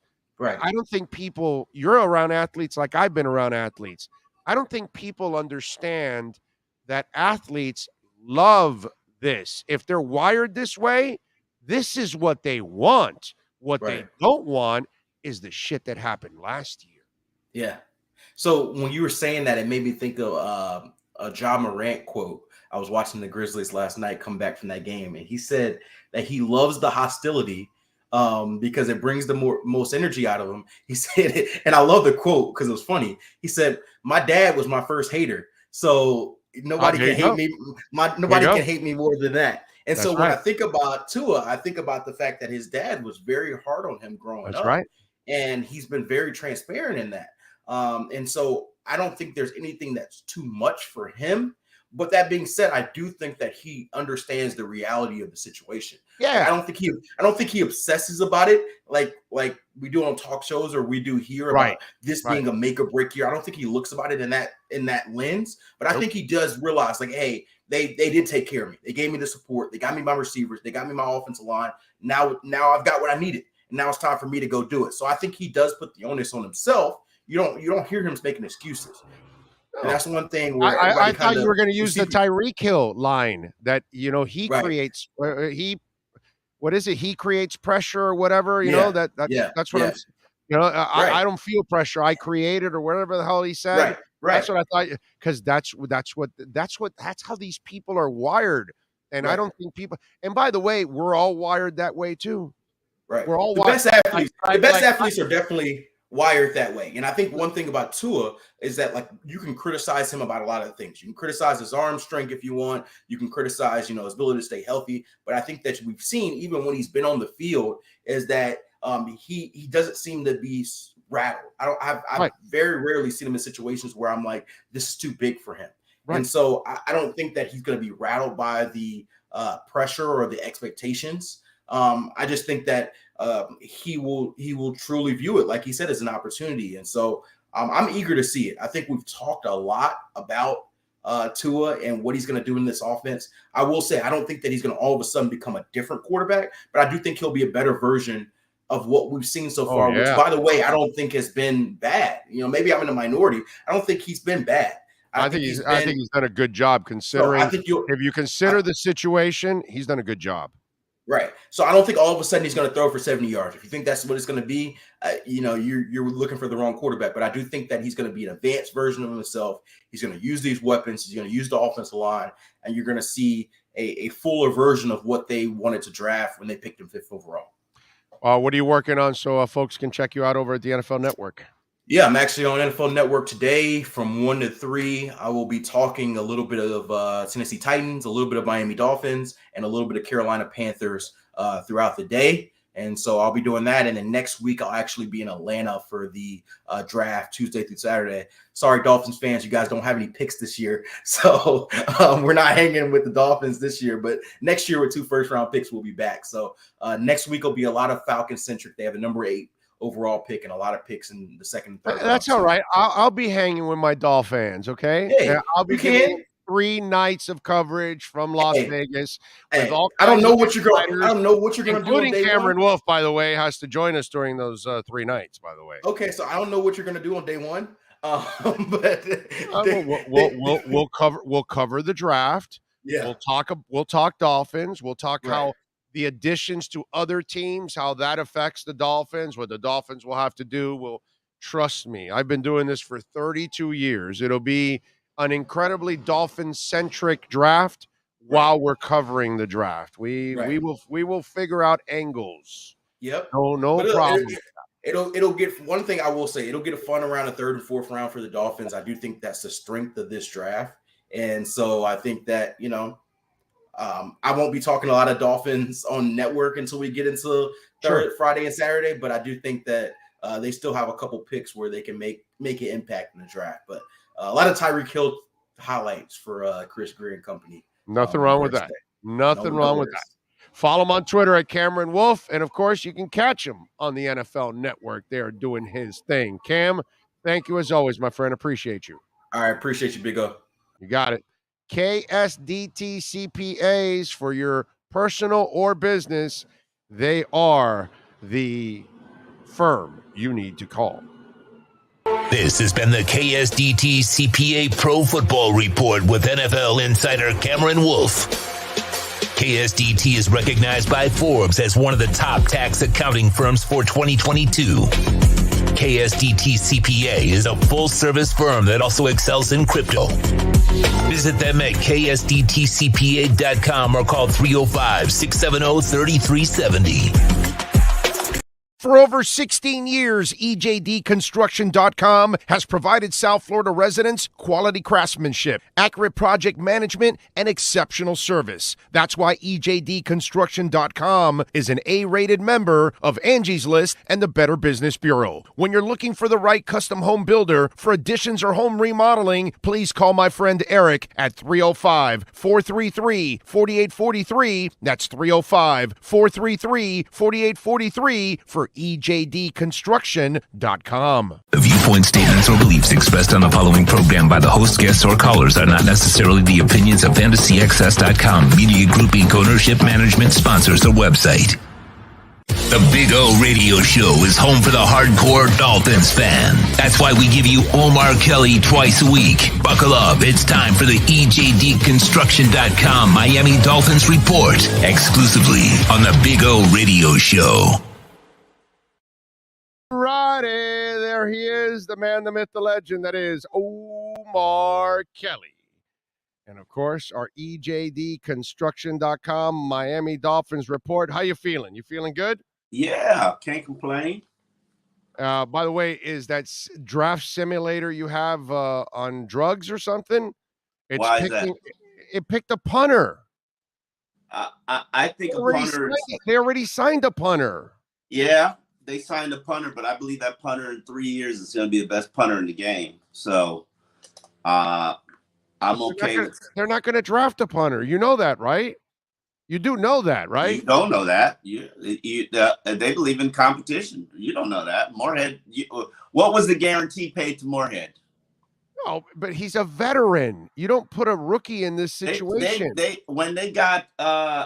have cut many veteran, good quality punters and kickers. You missed my segment. You missed my segment. To stick with to go with the rookies. Let me enlighten you, okay? Why it will not happen. You're all in. You just said it. He'll be the best punter in 3 years. They don't have time for that anymore. That's why they traded away their picks. Are you saying that the Dolphins are all in on? Yes, they're all in on winning. They're all in on winning.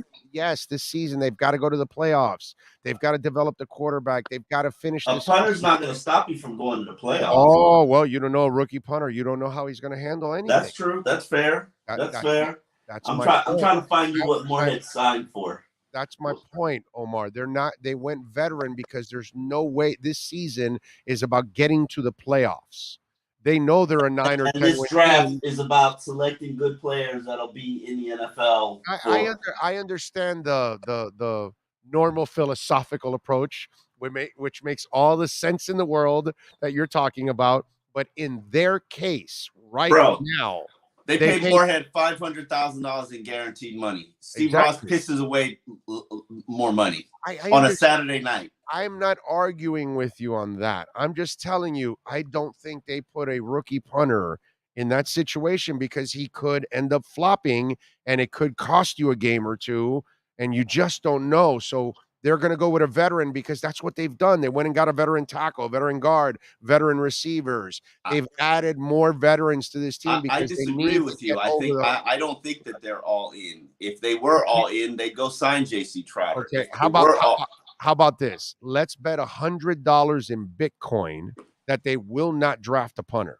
I'm not saying that they will draft a punter. Okay. I'll give you $300 in Bitcoin. I think they should. And you give me $100 in Bitcoin. That I think they should draft a punter. I'm not saying that they will draft a punter, but your theory that this team is all in, no, they're not all in. If they were all in, they would make more moves. If they were all in, they wouldn't be riding with Michael Dieter as their starting center. That's not done yet. Now that's one that there could be a center. If they were all in, they wouldn't be riding. But you're like, oh, they're all in. They are.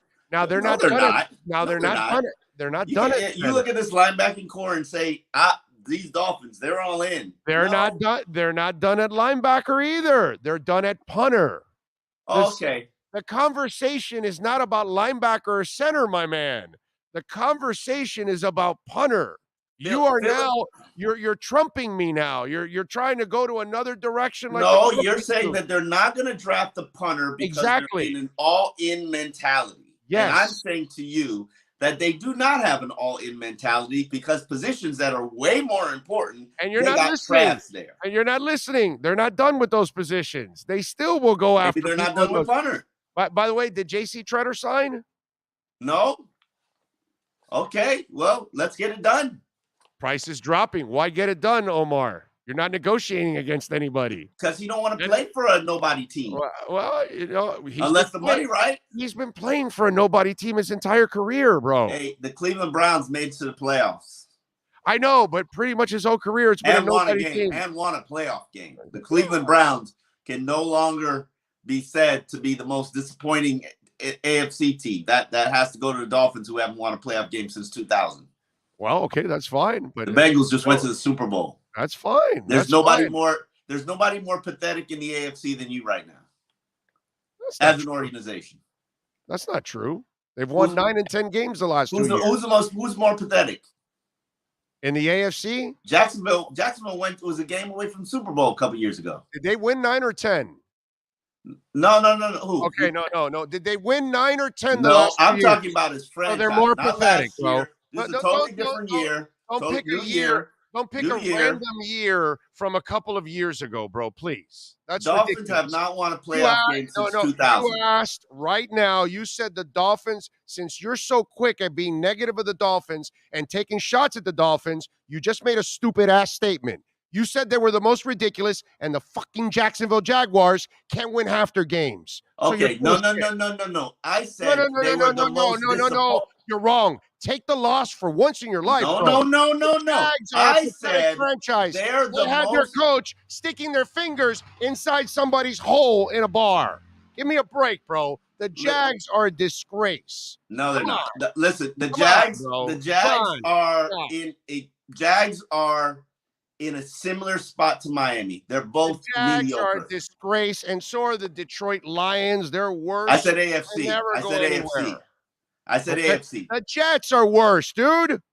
The Jets in the same division, and you can't even see it for your hate for the Dolphins. You can't even see the Jets. They're behind the Dolphins every year in the division the last 2 years, Omar. I'm talking about his success as a franchise. The Jets were in the worse. Jets won playoff games. Jets won playoff games in the 1984. Okay, great. No. Rex Ryan. Their statement was the Dolphins are the most pathetic in the league right now. No, you're not wrong. Quoting me accurately. You're wrong. The Jags and the Jets are way more pathetic. I'm talking about as a franchise in terms of success that you've had. What has the Jags won? Do they have any titles? The conversation started with Jason Trotter. Do the Jags have any titles? No, they do not. Do they have an undefeated season?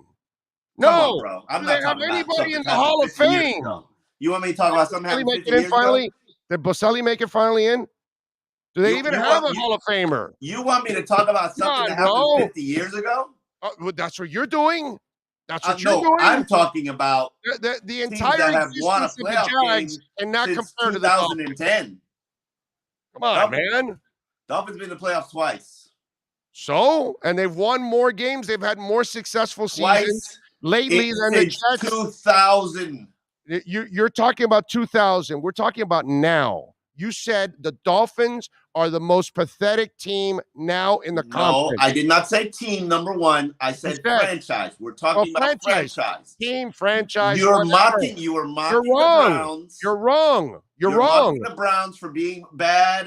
They have been terrible. They have been terrible. They've been better than the Dolphins. Yeah, last year, yes, they were great. I'm talking about the last few years. Fantastic.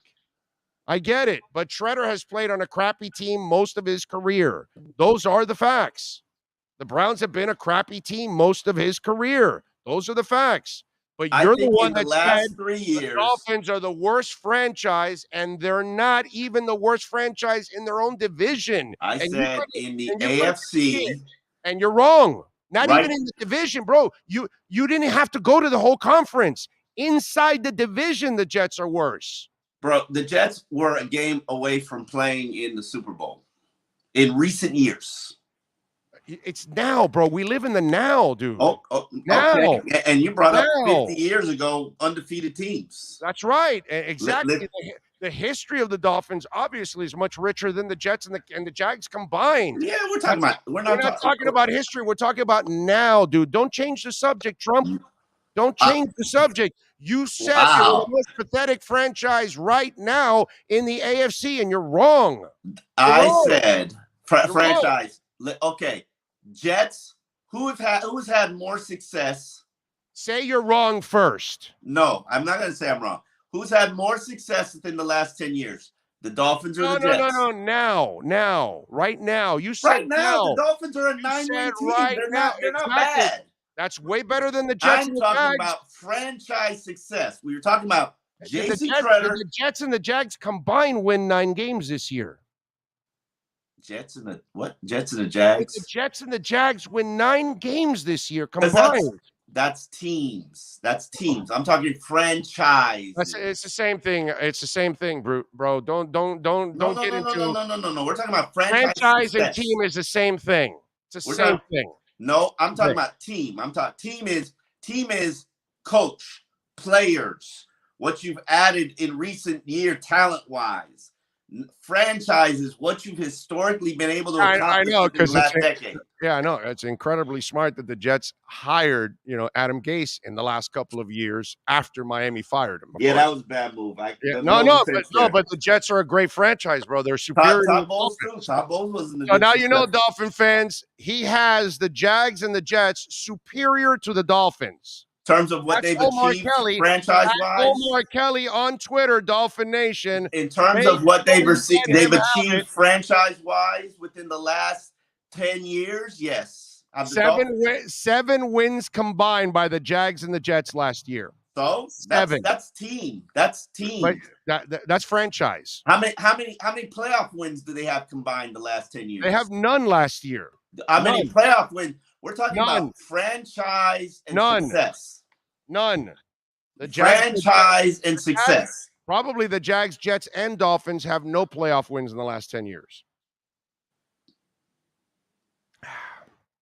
I don't know what Sam. Let me look that up. Sam Darnold. It doesn't matter, bro, if you look it up or not. You said 2 teams that couldn't win more games combined than the Dolphins are better. That's all.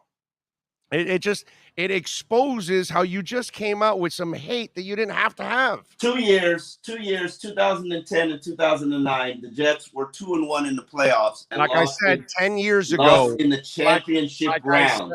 When was the last time the Dolphins made it to the championship round? Again, you struggle with math. I said when was the last time the Dolphins made it to the championship round? Oh, I don't care about Let's look at the Jaguars. 2017. Yeah. Bortles. 2017. Yeah, that was a horrible quarterback too. Yeah. Did it with a horrible quarterback. No, but that's all right. The Jags and the Jets are better than the Dolphins last year. They're a better franchise. No. They're a better franchise. You said it. They're a better franchise. I didn't say last year. You said the Dolphins are the most pathetic franchise in the AFC. I said in the AFC in terms of historically playoffs, playoff berths, success, postseason appearances, 2 postseason appearances since 2000 and 2001. 2. Dos. 21 years. 2. I get it, bro. You're wrong. You're so wrong. You have to try to reach for something. We were talking about how did we get to you're like my wife. You twist the argument. How did we get to this discussion? We were talking about Jason Trotter. You said he was playing for a franchise. Most of his career, hasn't he? The Browns have had more success as a franchise in recent years than the Dolphins have had. Yeah, they went to the playoffs last year. I get it, but most of his career, most of his career, the Browns have been bad. Those are the facts. Yeah, and then he went to the playoffs and he had more success than the Dolphins. Who Tennessee's had success. Houston's had success. I get it. Jacksonville has been to the playoffs, won some games. AFC. Who else is in the AFC? Bengals just went to the Bengals just got back to the Super Bowl. Yeah, it was 30 years later. That's fine. Jets have been to AFC Championship games twice, back-to-back years. Yes. Long time ago, bro. That has nothing to do with what's gone on. And the Dolphins won a playoff game you said 22 you years said ago. they were more pathetic than the Jets. Okay? So if you pull out bullshit, AFC Championship game from 12 years ago, made it. then I'll just pull out championships then, and that's it. It's over. And I'll pull out undefeated season, and it's over, and that's all. And I'll pull out Don Shula, and it's over. That's all. 50 years ago, huh? Listen, dude, if you want to go overall history, the Jags and the Jets can't even touch the Dolphins' jock. I'm talking about recent success. No, there is no recent success, dude. That's the idea. Recent success is the last couple of years. The Jets and the Jags have not done anything the last couple of years, and neither have the Dolphins, but they've won more games than those teams. So there's no way they can be worse than them when you win more games than them combined. And your last playoff win is? That has nothing to do with it. That was not the point. That's not what you said. I said more recent success. You called the Dolphins the most pathetic franchise in the AFC. Who has had a longer run of not winning a playoff game? Who has had a longer run of not making it to the AFC to the AFC playoffs? Probably the Detroit Lions. I think, and I haven't done the research, haven't looked it up, but I would believe the Jets recently. The Jets, in terms of postseason runs, maybe the Jets are the only team that hasn't made it there more recently than the Dolphins. The Jets made it more recent than the Dolphins. No. They haven't. The last time they made it was 2017. The last time Dolphins. Oh yeah, they have made it more recently than Dolphins. Dolphins. They might be the team that in the AFC. You guys ever seen a dog chase its tail? No. They might be the team in the AFC who hasn't made it to the playoff, who's had the longest playoff drought. Denver's been in, Kansas City. Never catch up to that tail. Vegas. Never catch up. Colts made it. Ravens, Browns, Steelers. Get to it. Yep. There you go. Dolphins. Round. Never gets to it. Dolphins have, and thank you for inspiring this. Tires himself out, passes out, never catches the tail. Listen, Dolphins have the longest AFC drought in terms of maybe the Chargers. I like these segments because Omar learns. Listen, the Chargers have the longest playoff drought. Let me see. Don't worry about it. They have Justin Herbert. He's going to win 8 titles. Mm-hmm. You're right about that. That's right. Next year. Sean had the right point. He will win 8 titles next year because, he's the second coming. He's God. You're right about that. This is interesting. I am intrigued. Oh, no. 2018, they went to the playoffs, 12-4 record. The beneficiary says, funny thing is we were comparing Finns to Jets and Jags. Should tell you something about a historic franchise. So the Dolphins have the longest playoff drought. Okay. That's fine. Gotta end it, bro. Oh, they'll end it. Gotta end it to get some respect. I'm not worried about ending. I'm just saying they're not that bad. They were pretty good the last 2 years. 9 and 10 under wins. Brian Flores as head coach.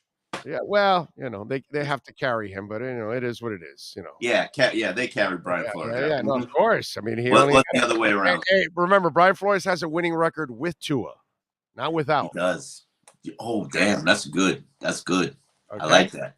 So Brian Flores can't win without Tua.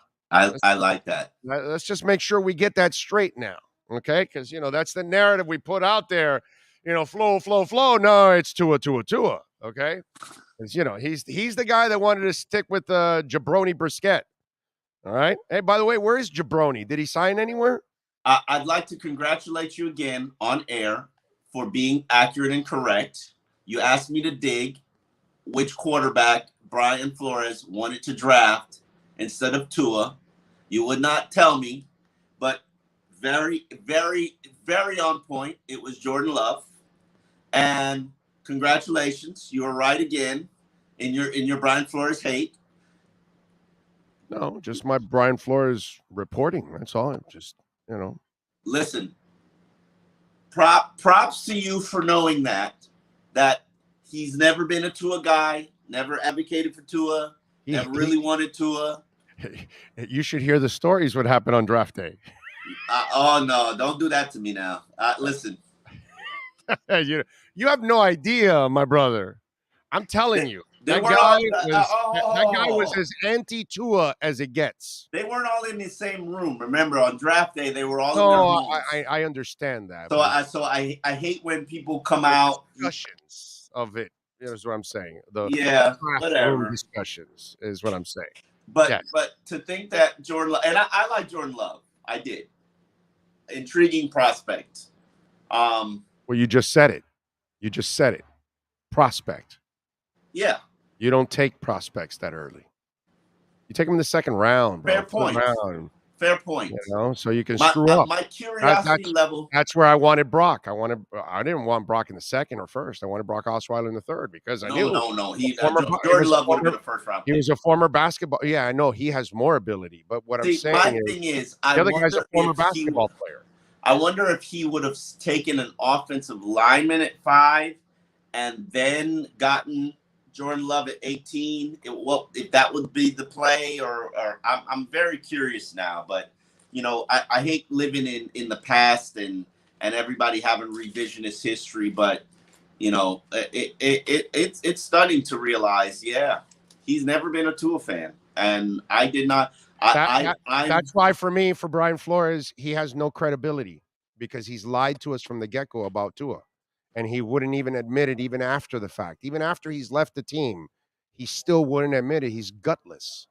And so if you're not willing to admit that you didn't want to and you didn't like Tua, and then, dude, you have no credibility in anything you tell me. But here's the thing. What puzzles me about that whole situation. By the way, what hurts him to say, I wasn't a Tua believer after he left the team? No, it doesn't hurt him at all. No. He can't get into that. He can't get into that. There's nobody that gets into that. My brother, he's the worst poker player in the history of mankind. We all knew it. I mean, I knew it from stuff already from behind the scenes. No, I don't think we all knew it. I did not. Seriously, in public, you couldn't tell he was an anti-Tua guy.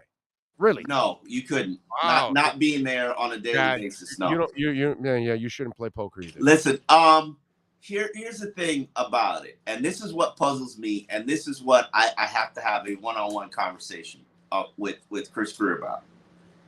Because we know Chris Greer, and he's going to give his head coach who he wants to coach. Right. That's who Chris Greer is. Right. So if this guy did not want to coach Tua, how does Chris Greer, knowing who he is and his personality, how does he force Tua on Brian Flores? Can I tell you what happened? Can I tell you something again? Here we go. Are you ready? Correct. Go ahead.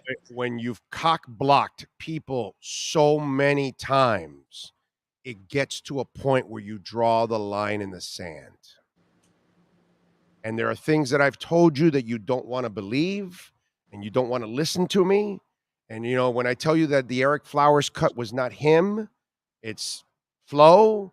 It's not the GM, and then you don't want to believe me, and that's the problem that's going on. He cock-blocked a lot of stuff, and those 3 guys got to a point. They wanted to fire him at 1-7 already, bro. They wanted to fire him last offseason. They should have did it, and they should have done it, and they should have done it probably at 1-7 too. But they hung on because they wanted to give him the benefit of the doubt. And I think nobody's told me this, but I'll read it like this, Omar. 3 black men hired a black head coach. Nobody wanted to see that work more than the 3 black men because they needed the minority thing to work. And it would have been a great example for everybody else in this league so we can get off this crap that we got going on with some racism. And maybe these white owners can open themselves up a little bit. So they wanted this thing to work out badly. But when he wouldn't work with them, and they're the personnel people, but he thinks he's Mr. Everything. And I told you during the season last year that he was running roughshod through that building. And I wasn't lying. I was telling you the truth from the get-go. This guy is not a people person, doesn't understand how to work with people. That's a major problem for him. And he thought he knew everything. Look where he comes from. Coaching and yeah, exactly. And that's his problem, that he came from a place. Belichick ruins all his coaches, dude. I've talked to you about this already. He keeps them all in the background. He doesn't have them work with the media ever. And then when you spring, McDaniel on somebody, he acts like an idiot. You spring Matt Patricia on people, he acts like a freaking moron. The only reason Romeo Crennel didn't act like that because Romeo Crennel is a salt of the earth man. He's the most decent human being you'll run into. So yeah, when he got a chance, he didn't do well, but he didn't rub people the wrong way because Romeo Crennel is a beautiful human being. Unfortunately, Patricia McDaniel are jackasses, and this guy's a jackass. That's just the way it is, dude. That's the way it's been. And they've been fighting this from day one. They asked him, this I know for a fact.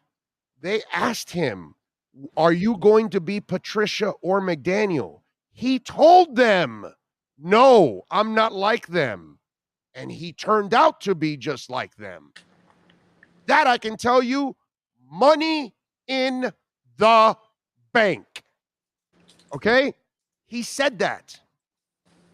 All right? I'm telling you, place was a disaster because of that guy. He was ruining everything, bro. And the stuff where he doesn't communicate with his coaches in the second half of the season nearly as much, and they're having success, it's kind of screwed up too. It's weird, bro. It was a terrible dynamic, man. And I tried to tell people from the get-go I'm not my own way, but yeah. Listen, it's like a divorce.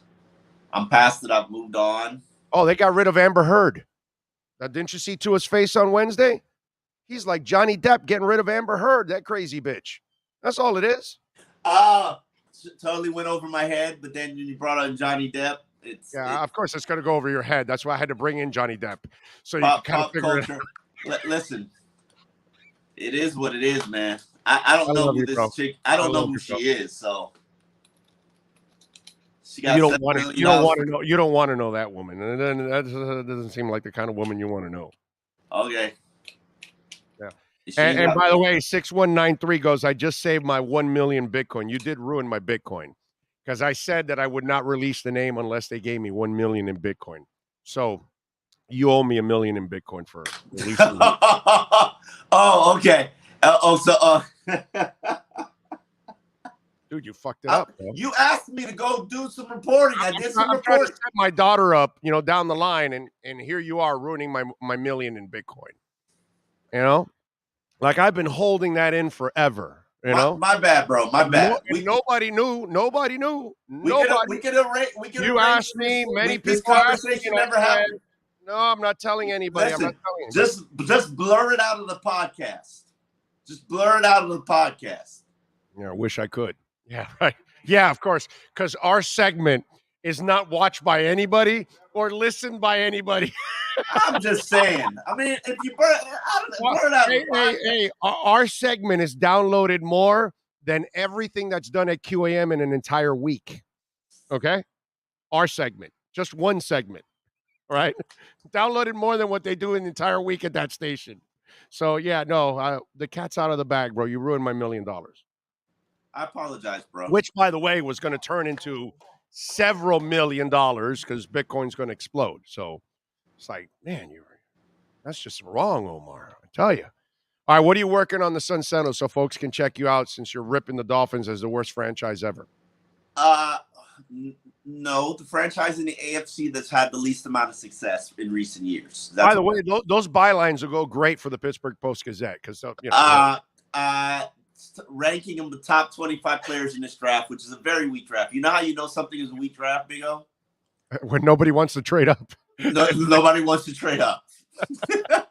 like Jacksonville can't give that number one pick away. Nobody, bro. Nobody wants to trade up. Why? Because one guy told me, he goes, what I get at 18, there's not much of a difference between 4 and 18. So what you're gonna get at 18 is no different than what you're gonna get at 4.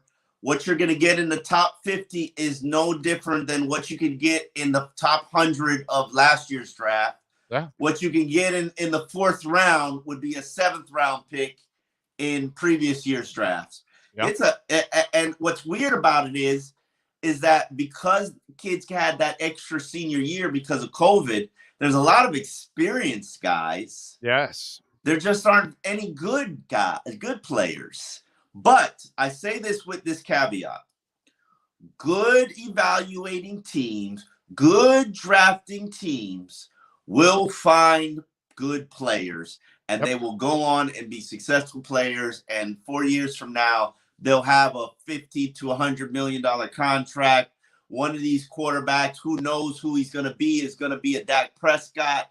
And everybody's going to be like, how did they miss on this guy? Nobody knows who it is. Could be Cole Kelly.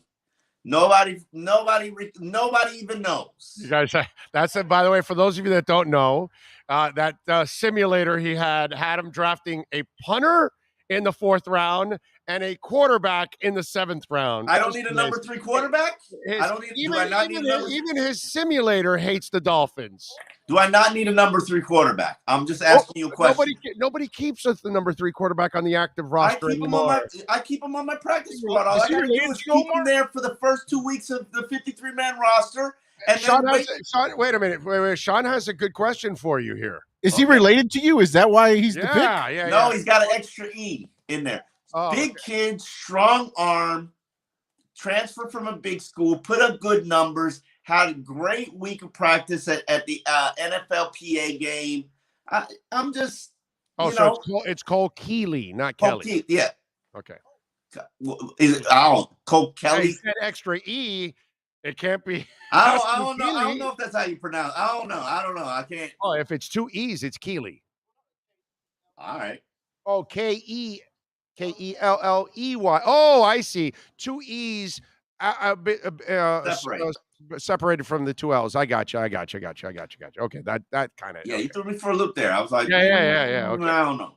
All right. Yeah, and then on the weekend I also have my second mock draft, which features the Dolphins trading into the 1st round for a player. So both of your mocks are stoned. One takes a punter and a quarterback, and this one has them trading. Hey, it was 420. Listen. By the way, as pathetic as you think the Dolphins are, it's pretty genius that they are loaded for a much better draft next year than this year, and using their picks this year for established free agents like a Tyreek Hill. That makes a lot of sense. So give them a little love for that. No, I said they've had an awesome offseason. It is very hard when you're doing and evaluating and you break down what every team needs. And I actually do that shit. I don't just make up stuff. I look at their roster, look at their payroll, look at their contracts, and I'll tell you what every team needs and what they're going to draft. And it's hard to find 4 needs for the Dolphins. It's hard. I got a challenge for you. Would you like? I'd like to take you and the wife out to dinner if you can do this. Okay. Since you have praised the Dolphin offseason, I want you to get Joe Shad to give the Dolphins an A+ grading for this offseason. If you're able to get Joe Shad to give the Dolphins what they deserve, by the way, which is an A+. I don't know if they deserve an A+. Oh God, the hate is just amazing. Oh my God. I don't know if they deserve an A+. Let me think of why they wouldn't deserve an A+. Yeah, if you had signed J.C. Treader to be your center and added a linebacker, upgraded a linebacker, you get an A+. So no Treader, no A+. Just an A? Are you getting? It's A-. It's A-. Okay. A-. All right. So if J.C. Treader comes and he's like maybe kind of injured and he breaks down, then you're not going to rip them for signing J.C. Treader. No. You okay. I just want to make sure. No, absolutely not. I don't rip them for signing injured players. Even to this day, I still haven't ripped them for signing. Who's the wide receiver, the broken up wide receiver that played like Will Fuller? Yeah, Will Fuller. That was a good idea, man. It was a good idea. It just blew up. It was like a cigar. It was like an exploding cigar. You lit up the cigar. It was great.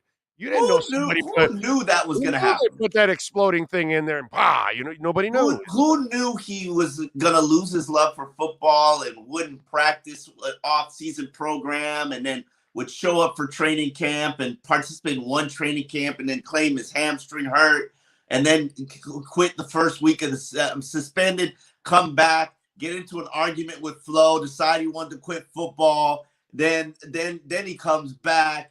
And then he plays a game and a half and busts his finger.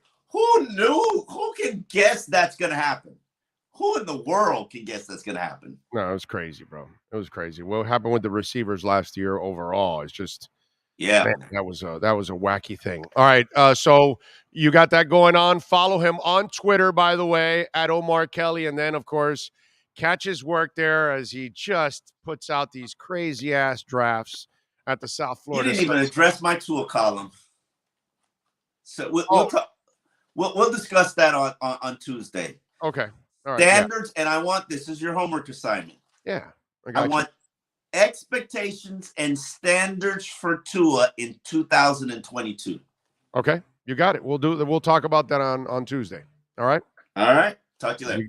You got it. That's Omar Kelly and our EJDconstruction.com Miami Dolphins report. You've been listening to the EJDconstruction.com Miami Dolphins report with Omar Kelly. For additions, home remodeling, or custom work, call Eric at 305-433-4843. EJDconstruction.com is the custom home builder and general contractor you can trust. 305-433-4843.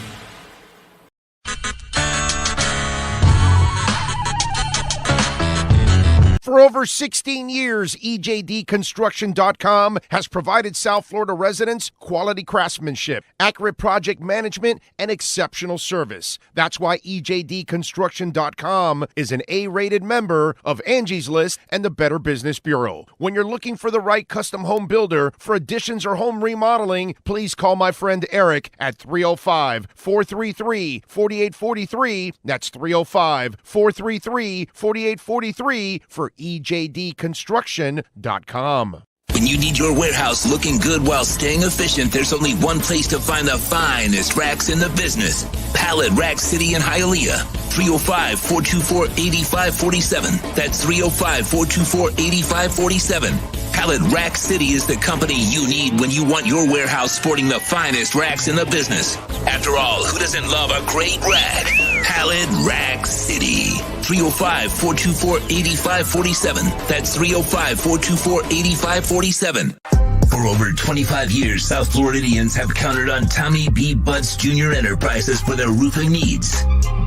In South Florida, we battle the sweltering heat, rain, winds, and all kinds of tropical storms. That's why when it comes to protecting your family, home, or business, call Tommy B. Butts Jr. Enterprises.com. 954-735-9826 or 954-394-1411 and ask to speak to Tommy the owner. They specialize in all kinds of roofs. All work fully guaranteed with the customer's complete satisfaction. A-plus rated member of the Better Business Bureau. Licensed and insured. There's no buts about it. When your roof needs repair or replacement, go to TommyBButtsJrEnterprises.com. A certified widening contractor. Viewpoint statements or beliefs expressed on the following program by the host, guests, or callers are not necessarily the opinions of FantasyXS.com, Media Group Inc. ownership, management, sponsors, or website. The Big O Radio Show is brought to you by Caneswear. Go to Caneswear.com, where all orders over $99 get free shipping. Sloman's Total Home Security.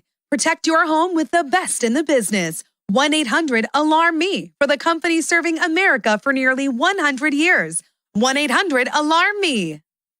Tommy B. Butts Jr. Enterprises.com. Licensed roofing contractor. 100% financing is available. Go to Tommy B. Butts Jr. Enterprises.com. The Big O Radio Show originates from the OK Coin Studios. OK Coin is one of the largest fiat to crypto trading platforms in the world. Founded in 2013, OK Coin offers advanced features for crypto beginners and high-volume traders alike, enabling users in 184 countries worldwide. The Big O Radio Show is mastered by executive producer Sean Stanley from the OK Coin Studios. When it comes to South Florida sports teams, very few in the media have witnessed, lived, and covered it like the Big O. Let's start the program dedicated to your favorite South Florida teams with a passion that's unmatched. The Big O Radio Show is on. Here's the Big O. Righty. Hope you all are doing well. You know, the only thing that I kind of like about all of this stuff coming out now is, it kind of justifies all the stuff I talked about. And it doesn't make me sound crazy, because when I'm telling you, hey, he should be fired in the middle of a winning streak, some of you are losing your stuff. You know what I mean? And so I get it. I get that, and I look, the average fan is not going to have any insight on the team. So they're not going to know anything that's going on inside. And even while it was winning, I was telling you that, I was telling you from the beginning of the year, during the year, while the losing streak was going on, that, and I would tell the writers, wouldn't I tell the writers when they come on, whether it was Joe Shad or Omar or any of these guys, Cam, what would I tell them? I would tell them, go do your research. Go find out. He's running roughshod through that building.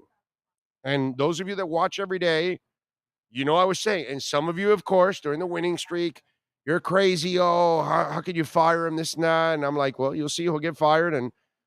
And so eventually they parted ways with him. I told you he didn't want Tua from the get-go.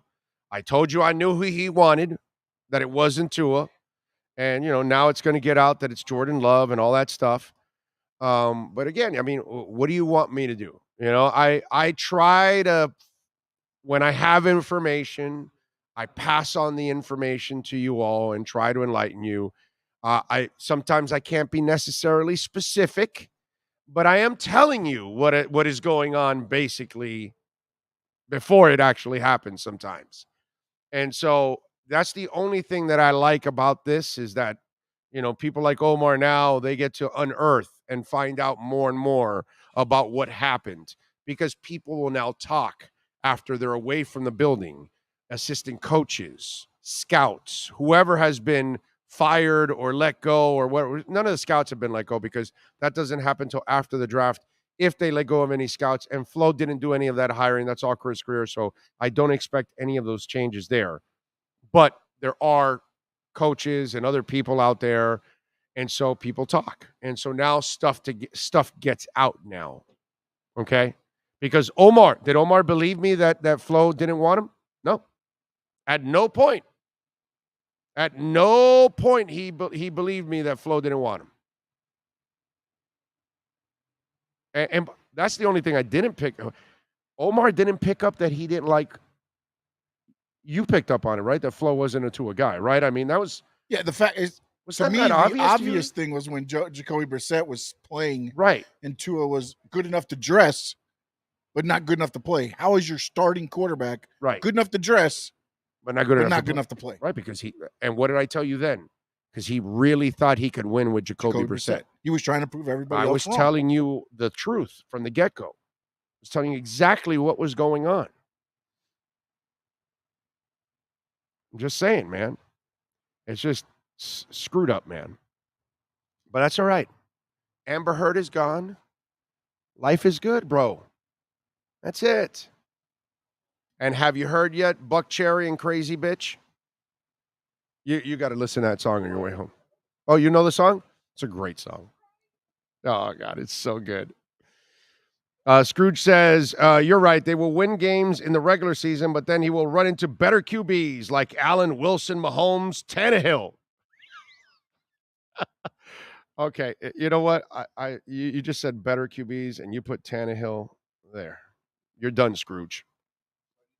I blocked him. Yeah. No, I mean, when you start saying, like, stupid stuff now, like if you called Tannehill a good quarterback, you don't deserve to be on the chat board.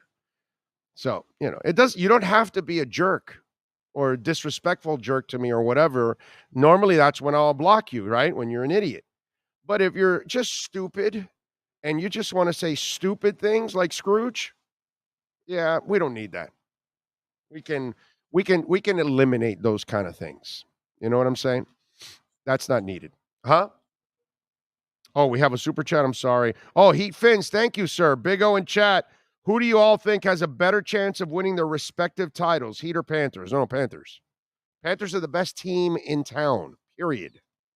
That's not, that to me, it's is the Avalanche better or not? And I think the Panthers are better than the Avalanche. The Heat, I can't say they're the best team in the NBA. I can say they can be in the mix. They're one of the better teams, but I do worry about Phoenix healthy. Not Phoenix now without Booker, but Phoenix healthy. And the Warriors are also really good. The East, yeah, Boston and Brooklyn are going to be really, really tough, but I think they can beat those teams. But the Panthers, I think they're the best team in the NHL, man.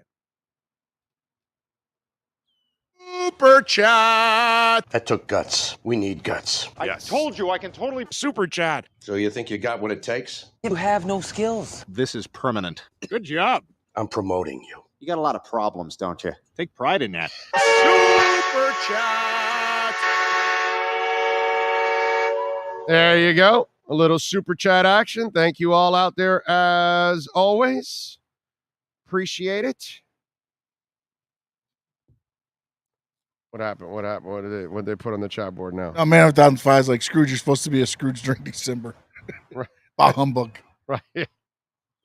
Well, he won't be able to be Scrooge anymore. He is done. That's for sure. I mean, just stupid stuff that there's no need. What else do we have here that we want to talk a little bit about here on Le Programme?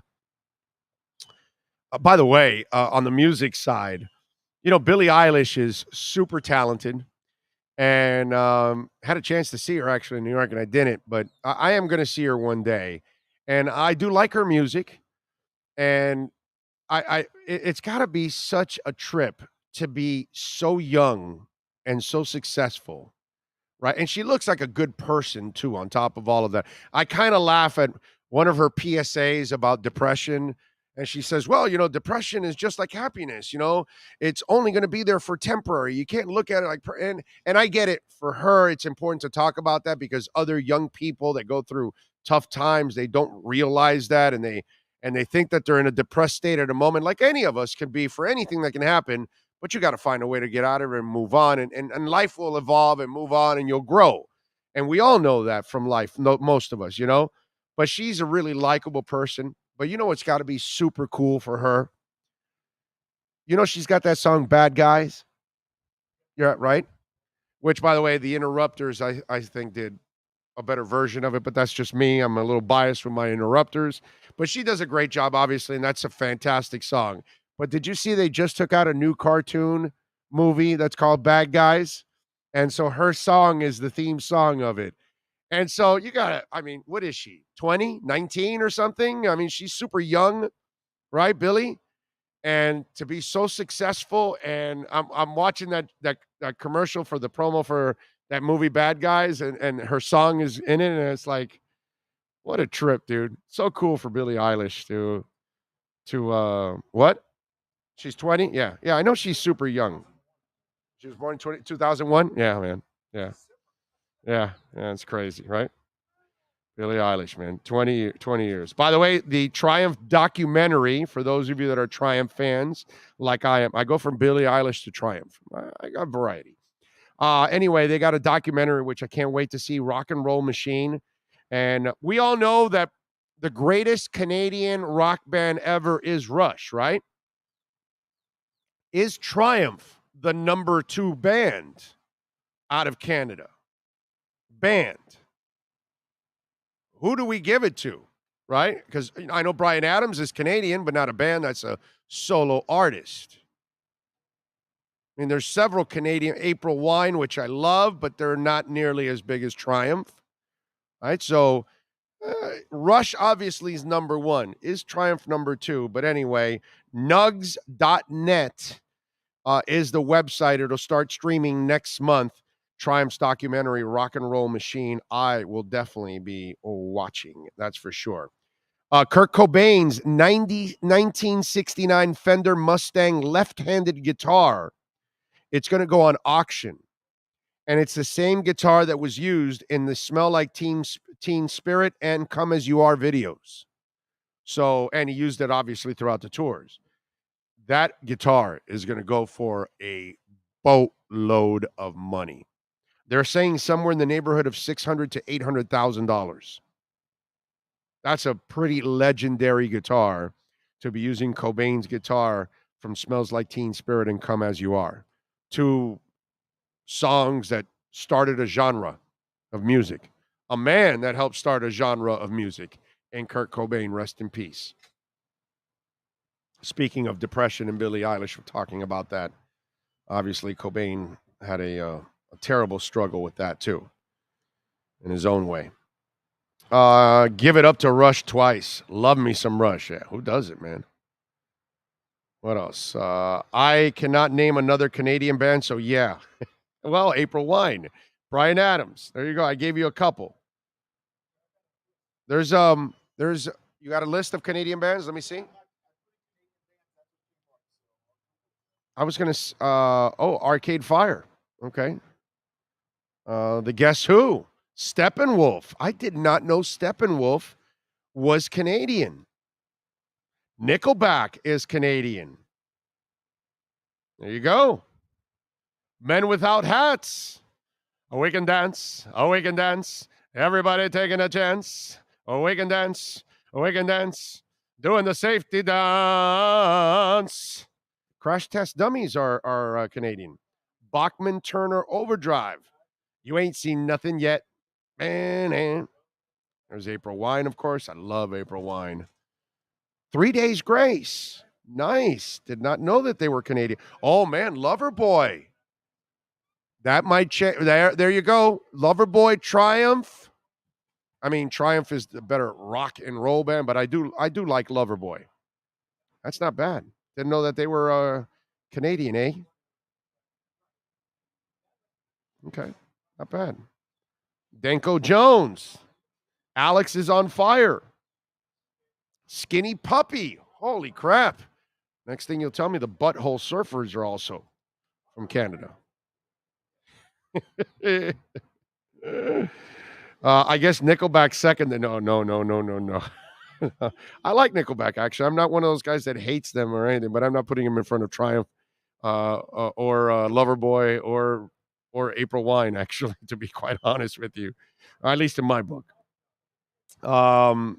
Gedford says, I saw Triumph here in Puerto Rico at a surf concert in 83. That double neck guitar was sick. Rock and Roll Machine, faster than I've ever seen. Yeah, and what you were watching is what I saw too, which was the, I'm trying to think of the Never Surrender tour. That's the one you saw. I saw that tour in the Hollywood Sportatorium in 1983. Never Surrender. I'm sure they went from Miami to Puerto Rico or Puerto Rico to Miami. I'm sure we saw those concerts, you and I, a couple days apart. Let's see. That Omar Big O fighting is so annoying. Well, Robert, you don't have to tune in to watch it, bro. You can just, tune out for, it's the freedom that you have from it. Nirvana is overrated. I partied with Bobby Clare at Millersville College back in the day, his father and uncle as the Clare brothers, the producers for Rush. Wow. Okay, nice. Saga. They're Canadian? We're On the Loose. That's a good album, actually. The album with On the Loose is actually a decent album. That's a great song. That dude had pipes, bro. Go check out Saga live. Dude can sing. Saga's really good live. Go check out their concerts from back in those days, because I've done it, and they do a really good job, man. I like Saga. Let's see. What else do we have here? Big O Foghat will be in Port St. Lucie in May. Yeah, but there's nobody left there in Foghat. That's the problem. If you don't have the singer and the guitarist, you don't have Foghat. Without the singer and the guitarist, no Foghat, my man. Bieber is Canadian. Yes, they can keep him. Yeah, send him back. It's like Canseco. We don't want him anymore. Somebody else want to claim him? Cubans don't want Canseco. Anybody want to claim him? Is there a nationality out there? Come on, somebody bid on Canseco, please. Anybody, somebody bid on Canseco. We don't want him anymore. We want to put him on a raft and send him off to you somewhere. Where? Where do we ship him out to? Because I know Canadians don't want Bieber. I just want you to know Cubans don't want Canseco. Chivas are not accepted. We get rid of Chivas. Just the way we are. It's our culture. It's the way we born, we bred. No Chivas. Cubans hate Chivas. So we want to disown him too. And for those of you out there, you can go ahead, announce who you want to disown. Okay? I was listening to The Division Bell by Pink Floyd today. Underrated album, by the way. The argument can be made that album is as good as Dark Side or The Wall. Every song is a damn home run. It is a great album. I won't put it at Dark Side. I won't put it where Wish You Were Here. I won't put it at The Wall. Those are even Animals. I love those. Those. Let me tell you something. Another one of those that's underrated is Momentary Lapse of Reason, I think it is. That album is also an underrated album also. But I'm telling you, Division Bell, I'm with you. It is a great freaking album. Great album. Underrated. Yes. I will agree with you on that. I'm not going against what decisions Mike McDaniel made. Tua better get that ring this season because this is the one shot. This system isn't designed for a top-notch QB. Okay, there you go. It's not. Yeah, that's it.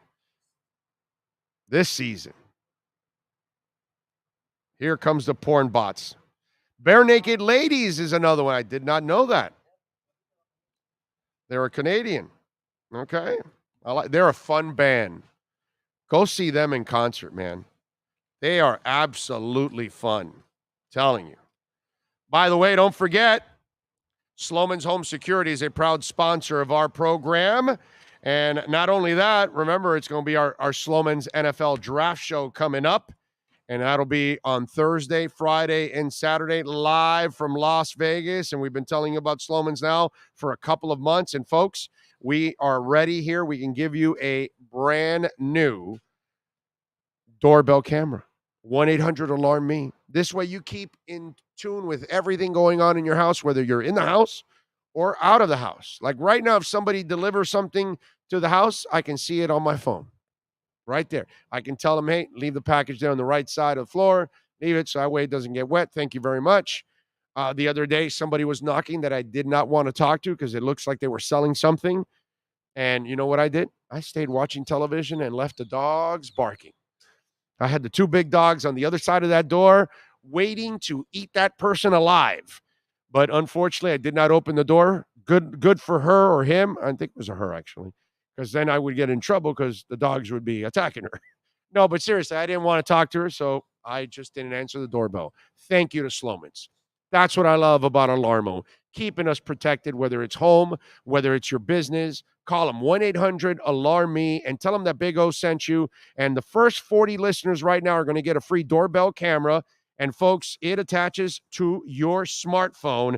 And not only that, not only does it attach to your smartphone, you're going to get our professional installation. When you use our low-cost central station monitoring, you're going to get an LED touchscreen pad, a motion detector, 3-arm doors, and a backup battery. And it is so easy to use. Sean knows it. When the installer comes, they take the time. They teach you how to use it. And let me tell you, if a big dummy like me can actually figure it out, you can too. 1-800-ALARM-ME. Tell them that Big O sent you. 1-800-ALARM-ME. All right. We are going to get ready for a little Marcel Louis Jacques, right? No. Who we got? No, we got Manny Navarro. We are waiting for Manny Navarro now At 12:30. That was yesterday. I'm getting Thursday and Friday mixed up. By the way, thank you all for the response every single day, every single week. I just want to thank you all because it's like we're like averaging like 90 something thousand downloads this week. Hit 100,000 already once, and it's not even football season, So thank you all out there for the amazing numbers you're giving us and helping us grow and hitting the like button, visiting our sponsors. It's so important that you visit our sponsors and use our sponsors. All of these things are going to allow us to grow, add more insiders, add more shows to the platform, which we're working on all of those things so we can expand and give you guys the kind of coverage, that you deserve. And we're going to give you the draft coverage. Listen, I get it. Others are lazy and they don't work. We work. And I could have easily canceled the trip and not gone to Vegas. Easily. I could have done that. But there's no way I'm doing that because this is the start of what we're going to do now from here on out. And we're going to cover the draft, and we're going to give you a great draft show, great insiders, because we work. We're not lazy like stations, locally. We're not. We will work, and we're going to cover all of these events and sports for you guys the way you need it and give you the insight that you can't get anywhere else, too, on top of all of that. So I appreciate all of you out there. Thank you so much. And please smash the like button if you're listening to the podcast, if you're watching on YouTube. Carol City 305 says Tua has the skill set Steve Young and Joe Montana has the skill set to run this West Coast offense, but they were up to NFL speed. Tua will be fine, bro. Tua will be fine. Don't worry about it. Big O, would you wear a mask, wear a wolf mask on the show if Ogba gets a sack? Sure, why not? Now, I'm not going to wear it for the whole show, but I'll put it on, so I'll sweat like crazy. You know what I'm saying? Plus, Willie, why do you want me wearing it when I'm losing my extra chin that you make fun of all the time? Now that I'm getting rid of the chin, now you want me to mask up? Come on, bro. Thank you, Big O, for the best show out there by far. Thank you, Jafrard. That's very nice of you. Razzle Dazzle says, where and when can we meet you in Las Vegas? Well, we will be at Tommy Rockers every day. Wednesday, we'll be there from 7 to 10 in the morning because we're on at 10 in the morning. And then on Thursday, we'll be there at 5 o'clock there, but 8 o'clock at night. And then we'll be there on a Friday at 7. And then on Saturday, we'll be there at noon. So we'll be at Tommy Rockers 4 straight days. So you can meet us at Tommy Rockers. That's our home. That's where we're going to be broadcasting, and we encourage all the Dolphin Nation that is coming to Las Vegas. It's right behind the Strip, so we're right there. And those times you gave them are Eastern time, right? Right, Eastern. So we'll be there 3 hours. Right. Those are Vegas time. Right, Vegas time. So Thursday 5 p.m., Friday 4 p.m., and Saturday 9 a.m. Damn, that's early.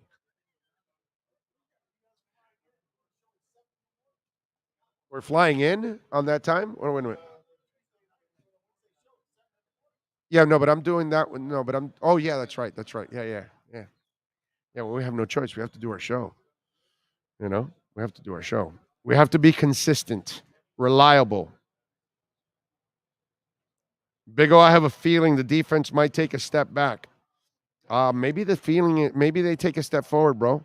Because if you keep the ball longer, if you're running the ball, if you score more points, your defense should play better, my friend. If you have a chance to play with more leads, your defense should play better. If you possess the ball more, your defense should be fresher. So I disagree with you. I think the best thing for this defense is to get a better offense. And if this offense is better, then the defense, I think, will be better. That's where you and I will probably, disagree there. Manny's ready? All right, let's go. Let's talk a little Hurricanes football with Manny Navarro and our Caneswear Miami Hurricanes report. If you're a Miami sports fan, then there's only one store to go to, and that's Caneswear at Miami Fanwear in Davie. They're your one-stop shop for all your inner Miami CF, Canes, Dolphins, Panthers, and Marlins merchandise. They have hats, t-shirts, game day jerseys, and so much more. Located at 2511 South University Drive in Davie, and open 24/7 online at caneswear.com or innermiamiwear.com. Call them at 954-835-5597. Caneswear, the spot where inner Miami and all Miami sports fans shop. The viewpoint, statements, or beliefs expressed on the following program by the host, guests, or callers are not necessarily the opinions of FantasyAccess.com, Media Group Inc. ownership, management, sponsors, or website. Time for Canes fans to get what they want. Information, insight, and perspective. It's the Caneswear Miami Hurricanes Report with Manny Navarro, exclusively on the Big O Radio Show. Here's Big O and insider Manny Navarro. All righty. There we are. There he is. The man, the myth, the legend. How you feeling, baby? You feeling good? Feeling good. Went to get a haircut yesterday, so I'm whatever hair I've got left, I've kind of got organized now after felt like 2 months there because of COVID. I didn't get to go out and see the barber, but I got my hair cut and I'm feeling good, bro. How are you? You know, I haven't cut my hair in 2 years. Really? With a barber. My wife's been cutting it. Just my wife did it once and then I stopped. I said, Yeah. Well, mine's a little easier than yours, probably. That's why too. You know what I mean? Yeah. Even a little longer. Longer, it's easier actually. Yeah, It's a lot easier actually. So yeah, I have to. I'm actually gonna go to a barber this weekend. I gotta do that before I go to Vegas. I gotta have a decent haircut, and get the right trim, as they say. All right, Manny. What are you hearing coming off of the spring game? What are they happy and unhappy with so far? Well, I think the way you always sort of judge that is what they're looking for in the transfer portal, right? Who they're looking to add. I think linebacker is an area where today we could get one of the answers as far as potential replacement, a potential starter with Caleb Johnson, who's started 17 games in his career over at UCLA. Potentially a starting middle linebacker. I think odds are really good he's going to pick Miami over Texas. My sources tell me. And then I think, if you can also find a second upgrade, another kid that just entered the portal out of Arizona State yesterday, Gentry, right. Freshman All-American, 6'6", 200 pounds. Another kid that they're interested in potentially for that weak side. And I think receiver, if there's a way to find more help at the receiver position, I think they'll happily take that. You got a really young team at that position, a lot of second-year freshmen, and guys that are going to be counted on. Charleston Rambo had a phenomenal year last year. I think if you can find another Charleston Rambo somehow in the portal, you go after it. But the help has come in. They got Akeem Mesidor the other day on the defensive line, so I think that's kind of in a much better spot than it was. They've picked up 4 transfers in total overall on the defensive line. Kid out of Maryland that they're having visiting this weekend is another option. He played some last year as a reserve, started, I think, the bowl game for Maryland. Another big body. They're all looking for big body guys to get bigger up front. And so I think those 3 spots, man, and if an Amarius Mims offensive tackle type ends up in the portal, they won't push him away either.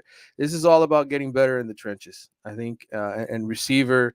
But by the way, before you get to the receiver part, yeah, that's kind of been something that we've been concerned about for a few years now, that when we look at our team and when you face a Clemson and you face an Alabama and you face the big time teams, you start looking at the sizes of those players, right. and there was a difference, and you can tell. Absolutely. And I think that's obviously Mario just got a mammoth human being that the Lions drafted, last year. And so he understands that that's the kind of human being you need to line up there on both sides of the ball. They have to be that beastly. And Miami has not possessed that very much. We haven't had a Jerome Brown and Russell Marylands and those kind of guys that can push people around. It's been a long, long time since we've had a Calais what is it? Maybe it is Calais Campbell, who's our last nasty ass defensive tackle for the Canes? Who's our last guy? Well, people would say Gerald Willis, who didn't get drafted, but he was an All-American, created a lot of tackles for loss. He played well. He just wasn't I'm talking about I get it. He had his moment. I'm talking about a guy that had a career for the Canes, and then it translated to the NFL. So you know that guy was one of those. It was Calais Campbell, I think, was our last. Yeah, I mean, in terms of a Pro Bowler, absolutely, yeah. I mean, right. That's what I'm talking about. Russell Maryland and Jerome Brown and and Warren Sapp and when I'm talking about these kind of cats, I'm talking about an absolute disruptor. And I think it might be Campbell, our last guy. Now, the kid that went to Buffalo did a good job. Obviously, he disrupted at times, and obviously and Phillips was good too. But the guys I'm talking about were here for 3 years, 4 years, tearing it freaking up, man. Right, and I think from Mario's point of view too, just the offensive line being dominant up front, pushing asses. Right, that's what he told me. He says I didn't see enough pushing asses backwards. That is a huge concern. He's not trying to build a team to beat Clemson, man. He's trying to build a team to beat Alabama and Georgia, and that's what you're gonna you need those kind of guys to come here. There's still not enough of those elite type of linemen, maybe any of them here on this roster. So yeah, that's what he's pushing towards. That's what his focus has been. I think the receiver position, I know people were coming out of the spring game saying, oh man, they look terrible, or they dropped too many passes and they didn't hit enough deep balls. First of all, they were very vanilla, okay, on purpose. We know that, okay? They're not going to come out here and throw out the whole repertoire. And by the way, Tyler missed a couple too, okay? Tyler missed a couple down the field, yes. Yeah. Okay. But at the same time, I think, look, Romello Brinson's going to come back. He's an important, they've been talking about him since the moment they signed him. I think if you can get Jacoby George and Keyshawn Smith to play at a consistent elite level, they have the same type of ability that a Charleston Rambo did, in my mind, in terms of talent. Right. So it's just a matter of those guys building that chemistry with Tyler, and then come September 3rd when they go out against Bethune-Cookman, showing that they can do it. But I think overall the whole point of the offense is to run the ball a whole lot more than they did, be more ball control, keep that defense off the field until it starts playing at a much better level and they start tackling at a much better level, and be balanced. That's what they want. He wants to be a balanced, kick your ass, push you backwards on the offensive line, and hit the big play when you want to hit it. But look, they threw the ball a ton to the tight ends and the running backs, and I think that's going to be a big part of this offense. I liked what I saw out of the offense in the spring game. Talk a little bit. You wrote a story about some upgrades in the Athletic. Mm-hmm. Talk a little bit about what was said by the AD, and what are they going? Are they going to extend the 80-yard field to 100 inside? Yeah, that's the plan. They're going to make it a full regulation size. I know that was a point of contention for the coaching staff, because it is a weapon used against you in recruiting, right? Do they have to extend the building? Is that what they have to do? They're going to have to extend the building, yes. Okay. They're going to have to extend the building. They're going to have to expand the weight room and make it bigger and better. That's what they want. They're fixing the locker rooms right now. Some of these players, or somebody put out some photos of the locker room all torn up to shreds, wood everywhere on the floor, and they're in the process of doing that. But they need the board of trustees this summer and the community leaders to approve the next expenditure. Let's not forget, they just built this thing in 2018. So it's not like this is something that's 20 years old. It's 5 years old. And they're just going to invest more money into it and make it better and make it more on the level of what the elite programs in college football have. By the way, Miami spent $40 million on that IPF. I just wrote a story on USF, that Wayward Program story that I've been telling you about for a while. Right. It finally came out. USF spent $22 million on there. So Miami's 5 years ago already cost $18 million more. Shows you how much they spent on it, how much more they're investing in it compared to a program like USF, who's a group of five school who just they just want to have an indoor practice facility because they've had nothing all of this time. So that shows you how much further ahead Miami is in the game and why that ACC money is so important. And now getting it from other places, it's going to be important. In the long run, they're going to also upgrade the basketball facilities as well. The basketball, the Watsco Center is going to have some upgrades. So all that'll happen, I would assume, by 2023, 2024, that'll all be in place. I know you talked about, transfer portal and maybe going after some guys on the line. Any other positions that you're hearing transfer portal wise? Any other names that we should be keeping an eye on? Well, I mentioned Darrell Williams, who'll be here this weekend, the defensive lineman out of Maryland. Gentry, the kid is a linebacker out of Arizona State, is a name to keep an eye on. I know some people, the receiver who just left UCF, Jalen Robinson, who I think caught 55 balls during the COVID shortened season. Then he was hurt last year. He actually originally came from Oklahoma to UCF. He's the number 3 rated overall player right now in the transfer portal, according to The Athletic. I heard yesterday from a very reliable source who knows where all these guys are headed before they even enter the portal, that he is probably going to be going to SMU to hook up with Rhett Lashley because of the great job that Rhett Lashley did with Charleston Rambo in his offense. I think the kid's originally from Texas, wants to go back to his home state for his last year of eligibility or last 2 years of eligibility. So I think he'll end up at SMU. But look, this is May 1st is the deadline to get in the transfer portal. That's not the deadline to get to a new school. It's the deadline to get in the portal. So you can spend the next 2 or 3 months, having kids sort of decide where they want to end up once their names are in the portal. And I think that's what's going to happen. You'll see more official visits. You'll see more kids entering the portal by May 1st. And then after that, it's wherever they find a home. Manny, what's De'Aaron King doing, bro? Trying out to make the NFL any way he can, whether it's receiver, whether it's quarterback. I saw him at Pro Day. How healthy is he? He looked healthy to me. He said he's over the shoulder injury. He was out there catching balls. He didn't drop any when I was watching him. He threw a good touchdown pass deep down the field to Mike Harley. Did he look more like when he played quarterback?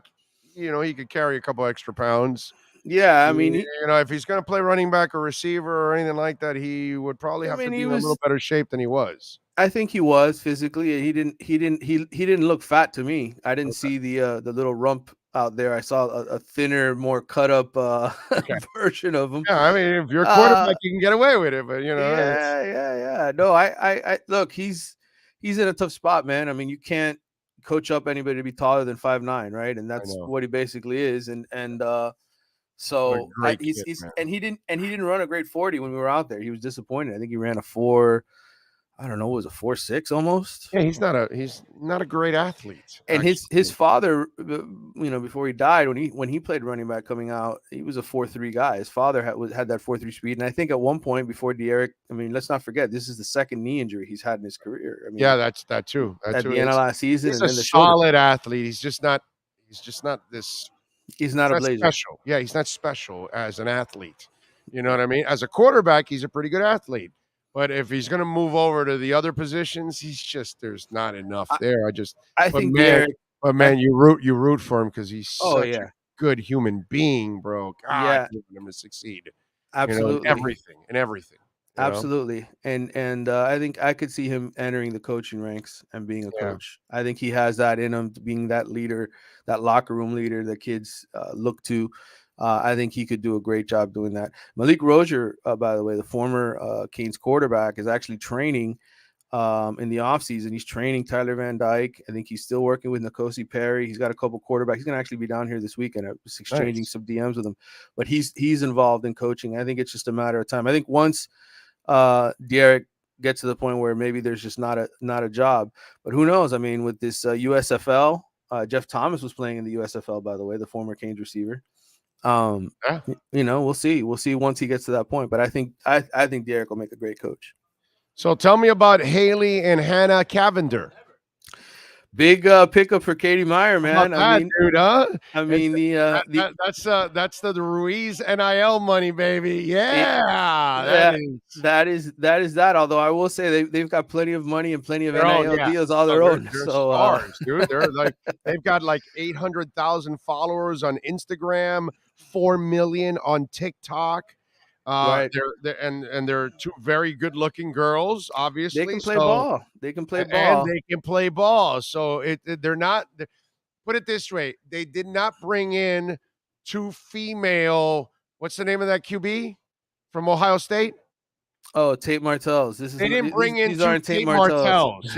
Tate Martell was a pretty kid, right? Yeah. Obviously with a beautiful girlfriend, but he couldn't play a lick of football. Well, they brought in two beautiful women that can actually play basketball, man. So that's pretty good, man. We may have to do a show from a women's basketball game next year. I'm cool with Katie. So I think we may have to go out there for a practice, something. I think it's great. I mean, listen, it's hard for them to get a lot of attention over there. Let's face it. But women's sports, it's kind of their own niche audience with college basketball down here. The men struggle, right? I mean, they didn't even sell 5,000 season tickets last year. So I think it's great for the women's basketball program to have two stars that are going to bring a lot of attention to the program. As we said, both of them can play. I think one of them was the Mountain West Player of the Year, if I'm not mistaken. Yeah. So it was Haley. Hannah was on the All Mountain West team. Right. And so I think it's going to be great for her in the basketball program to get some attention in ways that they haven't in the past, and hopefully that helps them with recruiting and gets other people over here to consider Miami. Because look, they had a good run, I think, to the second round of the tournament, and they ran into that buzzsaw that is South Carolina. So there's still a huge gap between where Miami is as a program in women's hoops with the elite teams, and hopefully they can creep up into there in the years to come. Yeah, let's hope so, man. All right, what are you working on The Athletic so folks can subscribe and check you out, my friend? Well, I would say at 6:00, be sure to read my Caleb Johnson story, because he will be making an announcement at 6:00 Eastern, 3:00 Pacific. So I have something ready to go when he makes his announcement. And beyond that, man, I mean, look, we have a ton of stories to read. You teased to the Radakovich story of what he talked about this week. That's on there. I have a good feature on the UCLA defensive end Mitchell Agude and everything he kind of overcame in his life, ending up at Miami. So there's a lot to read there. There'll be more, man. There's a lot more. Of course, yeah. But you're right in your sleep, bro. I mean, this is ridiculous. There's a lot. How do you do it? I have no idea. It's pretty impressive. Yeah. In the meantime, I will be going to Top Golf and hitting some balls here shortly before our boy Caleb gets to making his announcement. But I will definitely be busy in the weeks to come with all the Miami Gardens one. Is that the one you go to? The one Doral down in Doral. Oh, by my house in Doral. Yes, oh, okay. Yes, I will be down that way. I'm way west. I'm way out here in Pines, West Pines. I think I got to talk to. We should be doing a show at Top Golf. What do you think, Sean? That would be. I could actually do the show while I'm talking and hitting some golf balls. I mean, I don't see why not. Let's get that done. Get a headset, Yeah. I'm all for it. We have a lavalier. Oh, we have lavaliers and everything. We're set here. That's all we need, bro. Come on. We have equipment here, unlike stations locally that they can't even put anything together. Anyway, follow him on Twitter at Manny_Navarro. Catch his work there at The Athletic. Manny, have a fantastic weekend and hit them straight, my man. All right, brother. You take care. You got it. That's our Canes Wear Miami Hurricanes report. If you're a Miami sports fan, then there's only one store to go to, and that's Caneswear at Miami Fanwear in Davie. They're your one-stop shop for all your inner Miami CF, Canes, Dolphins, Panthers, and Marlins merchandise. They have hats, t-shirts, game day jerseys, and so much more. Located at 2511 South University Drive in Davie, and open 24/7 online at caneswear.com or innermiamiwear.com. Call them at 954-835-5597. Caneswear, the spot where inner Miami and all Miami sports fans shop. We back. Hope you all are doing well. Hope everything is good in your world. Oh man, what else do we have here? Yeah, did you see the ladies at the Cane sign? You didn't catch them? I don't know if you can pull up the article. But yeah, or you know what you can do? Pull up on social media. Hannah and Haley. You know what? Put the Cavinder twins. And Cavinder is Cavinder twins on Instagram. The Cavinder twins. And let's bring that up so you can see the ladies that the University of Miami just signed. Hannah and Haley Cavender, 5 million total followers on social media. They boast 4 million on TikTok, over 800,000 on Instagram, and they've been on the forefront of NIL opportunities. They have endorsement deals, listen to this, with Boost Mobile, East Bay, Champs 6-Star Nutrition, PSD Underwear, Celestial Seasoning Teas, and WWE. How about that? And the pair is signed as part of a next in line NIL program. Yeah, and they are worth the pair are worth $1 million in sponsorships right now. They've even appeared on billboards in Times Square. Okay?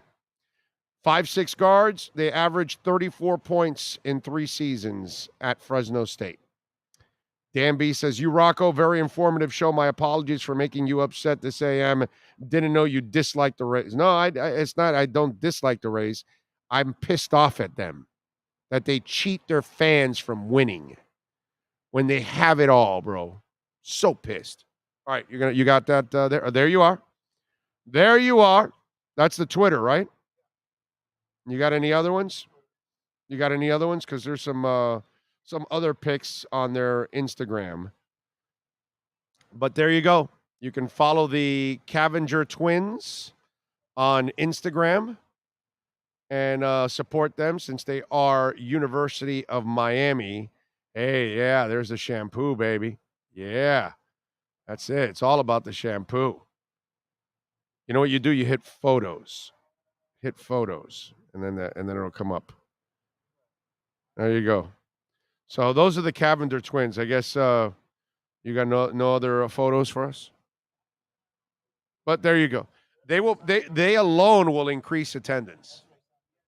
There'll be a couple extra there you go.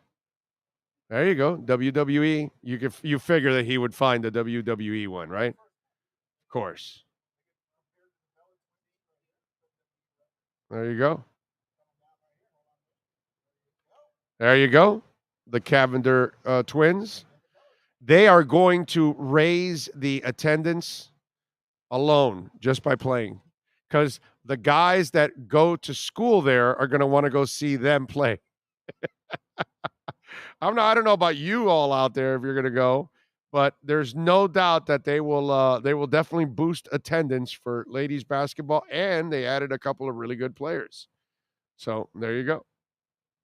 And Dan B, thank you. Appreciate you, man, for the super chat. Thank you very much. And you don't have to apologize for the Rays thing. That's silly stuff. That's nothing.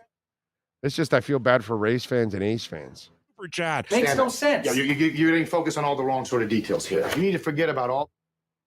Wow. Recent research has shown super chat. Makes no sense. Yeah, you're getting focused on all the wrong sort of details here. You need to forget about all the normal rules that apply to society. Wasted no time. Super chat.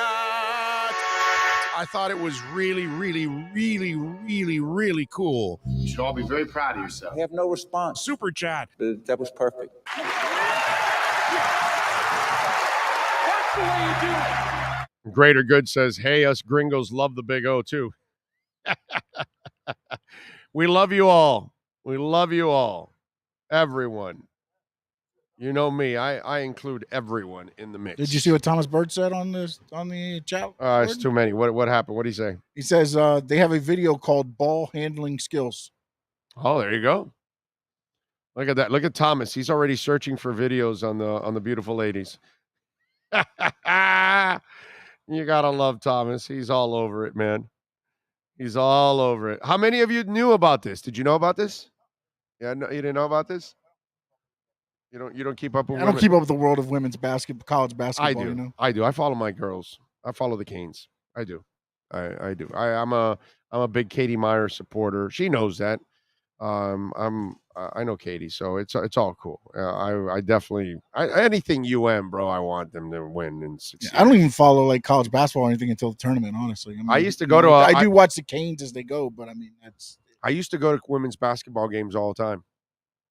Frances Savage, Vicky Plowden, Holly Rillinger. She was a real cutie, by the way, Holly Rillinger. And I remember Octavia Blue came after, where she was a coach. She's a coach now. That era then, I used to go to some of the games. By the way, Frances Savage, I mean this with all the compliments I could possibly use in the entire world. She played like a guy. Frances Savage. Frances Savage had a turnaround 17-foot shot from the baseline, key. I never saw that from women's basketball at that time. Like, she'd back you up, and then she'd juke you one way or another, and she'd turn around and a fade 15, 17 feet away. Money. Frances Savage was a bad-ass basketball player. Okay? And I mean it with all the compliments in the world when I tell you how she played. And I don't know what that woman is doing nowadays, but Frances, I just want you to know I have nothing but admiration for you, and I loved watching you play basketball. It was a pleasure to watch Frances Savage play. She was a badass, dude. Badass. What's that? What are you saying? No, I found an article in I don't know. Of course, it doesn't have a date on it, but it said at the end that she is currently a U.S. Customs agent in South Florida. Frances Savage? Yeah, I don't know. Again, I don't know. I'm Okay. trying to figure out when this was, but she was the 1992 Sports Illustrated Player of the Year, as well as the Big East Player of the Year. Some guy that reminds me of some guy that got in trouble recently, a couple days ago, and the FBI raided his home. I think he might be a rapper or something. And he said that one of the FBI agents that raided his home was Peanut Tillman.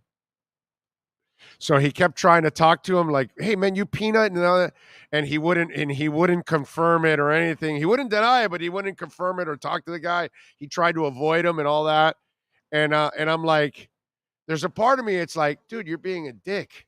You're telling everybody what he does, and he's like an FBI agent, man. You know, that's kind of like supposed to be, don't say anything. Leave him alone. Peanut Tillman was a badass football player, and obviously he's done something with his life after football. Mike Who says she could easily play on an NBA roster. Well, I don't know about an NBA roster. All I can tell you is that Frances Savage was a badass. Okay? That's all I can tell you. I'm not telling you she can play on an NBA roster. All I can tell you is she was a freaking good player, dude. Like, she was money. Ray Grullon is in the house. I think he brings presents all the time. Ray, didn't you bring me? Don't you have a Star Wars shirt from you? And you brought Bill one too. Well, thank you, my brother. Oh, he brought me. If Stephen DeFilippis is watching, he brought me a Freddie Mercury Pop Rocks. Yeah, baby. How about that? Oh, thank you. Oh, you know me well, bro. You know me well. He got me a lanyard with the old logo. He knows. Thank you, man. Thank you so much. Wait a minute. Here you go. Here you go. Grab it, Ray. You can talk. Is there such a thing as a live super chat for the first time in Big O's show? I guess there we go. A live super chat. Okay. Thank you. There we go. Wow. Recent research has shown super chat makes no sense. Yeah, you didn't focus on all the wrong sort of details too here. good, You need to forget about all the normal rules that apply to society. Wasted no time. Super chat. I thought it was really, really, really, really, really cool. You should all be very proud of yourself. I have no response. Super chat. That was perfect. That's the way you do it. You got it. Thank you, Ray. Ray, by the way, is baffled with the Omar segment. There you go. Steven, get jealous, baby. I got a Freddie Mercury Pop Rocks. Yeah, baby. That's pretty cool.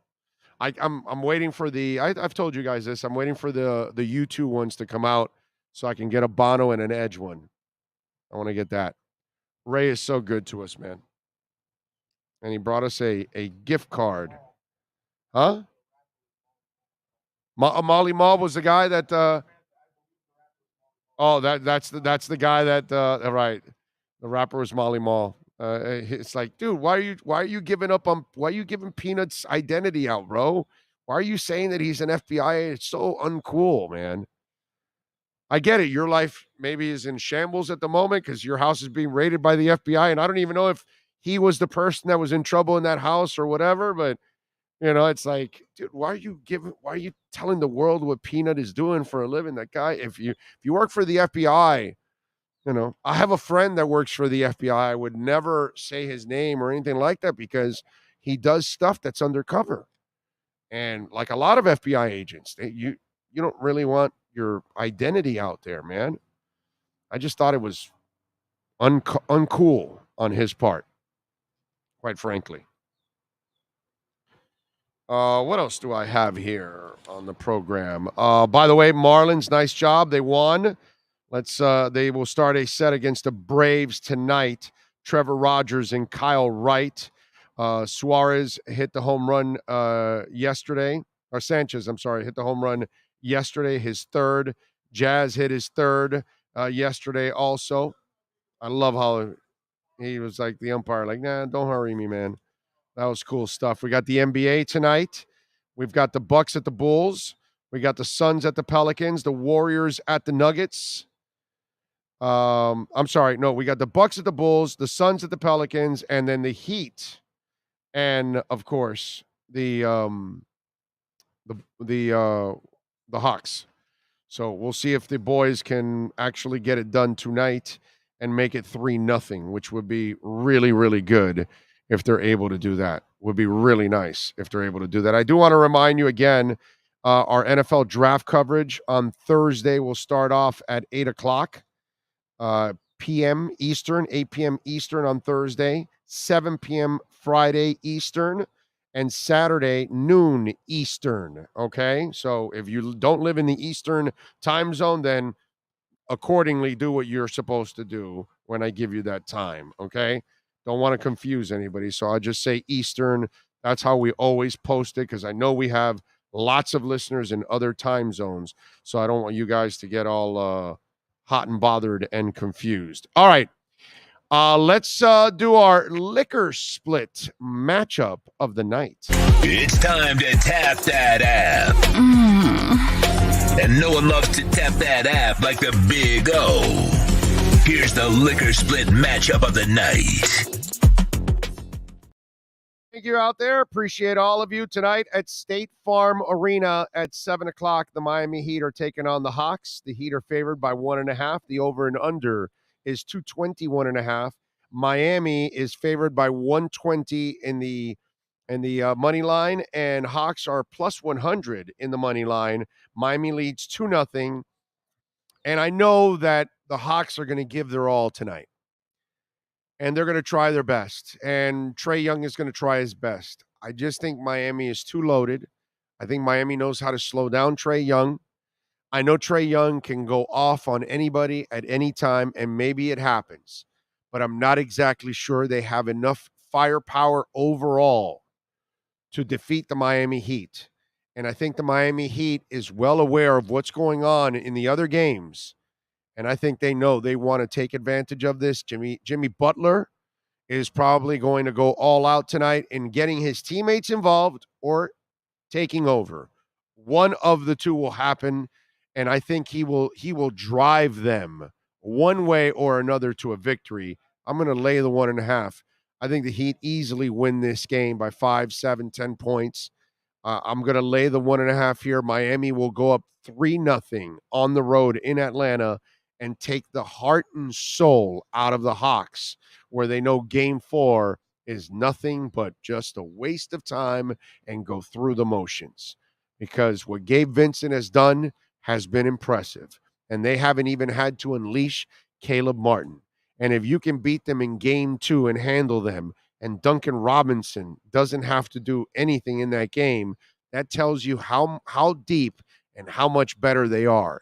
And I know John Collins has now gotten some minutes in, but there's no way he's going to be himself until next year.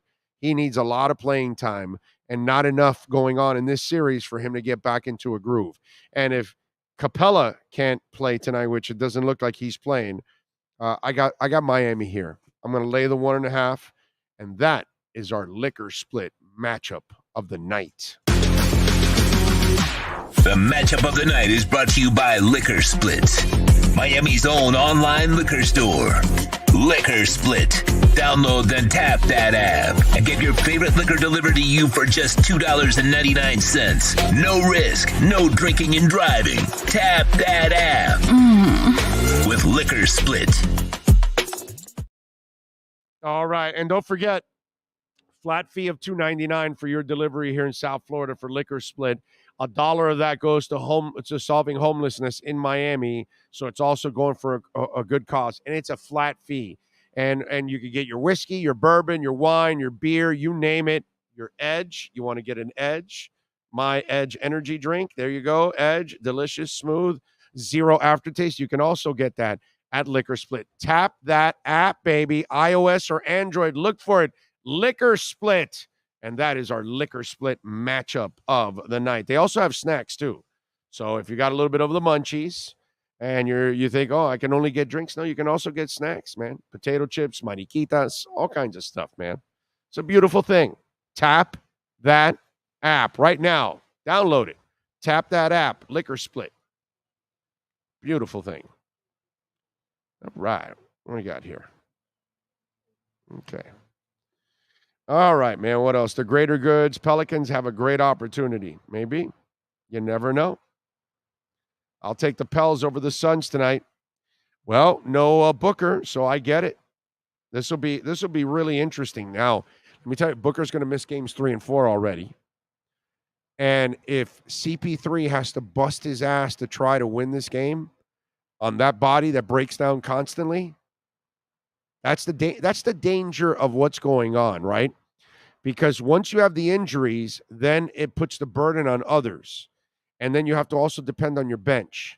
But the Suns cannot replace Devin Booker, just like Miami couldn't replace Bam Adebayo, right? And Milwaukee, they're not going to replace Chris Middleton.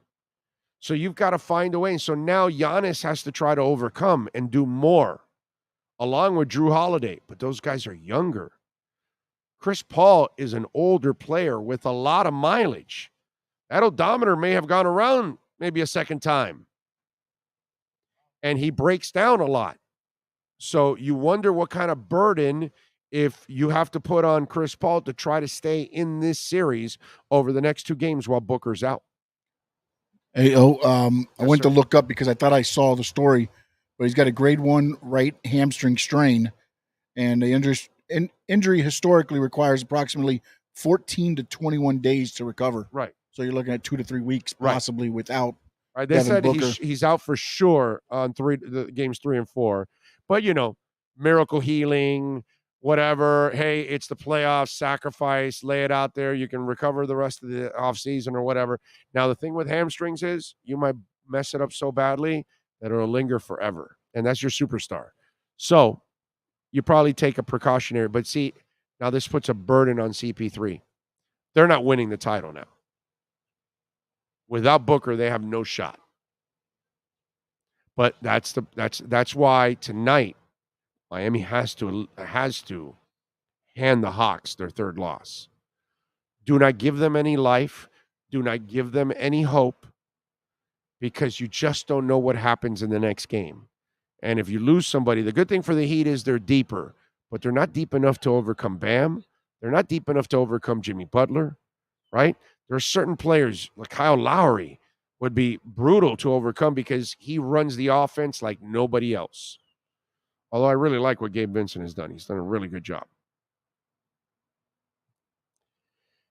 Mike Who says, I know your Deebo stance, and I agree with you, but next year maybe, according to the reason, LOL, he's waiting to leave. It's because he trusts no one but McDaniel with using him as a wide back. That's fine, Mike, and that's fine, Reason.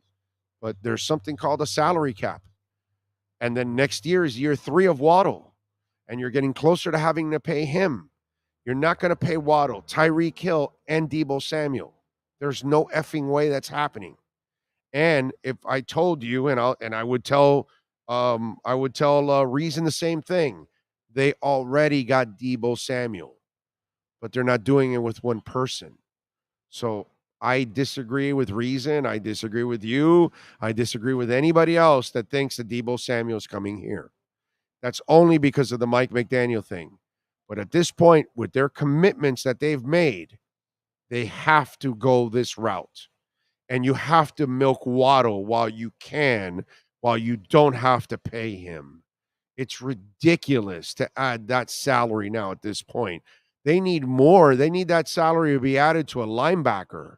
They need that salary to be added to something else, dude, to a lineman, offensive lineman or something, not another wide receiver. They have more than enough pieces to make plays. So I get all of this, but he's saying he's not even playing for them this year. And if there's any truth to him not wanting to be much of a running back, then that's a problem too. And again, I'll tell Reason, like I'll tell you, and I'll tell everybody else, that contract is a dangerous contract.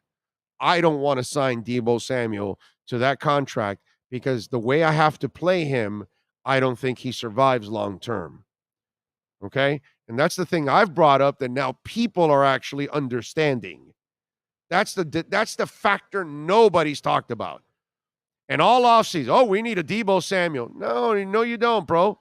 Those guys don't last long. You can't play that kind of football year in and year out. You can get away with it for a year or two, but eventually that's going to catch up to you. And somebody's going to haloti nada your ass in half. Okay? Just ask RG3. It's only a matter of time before they haloti nada your ass on the open field. So that Deebo Samuel talk is just talk. But if you really look at it, it's really not a smart deal for the Dolphins.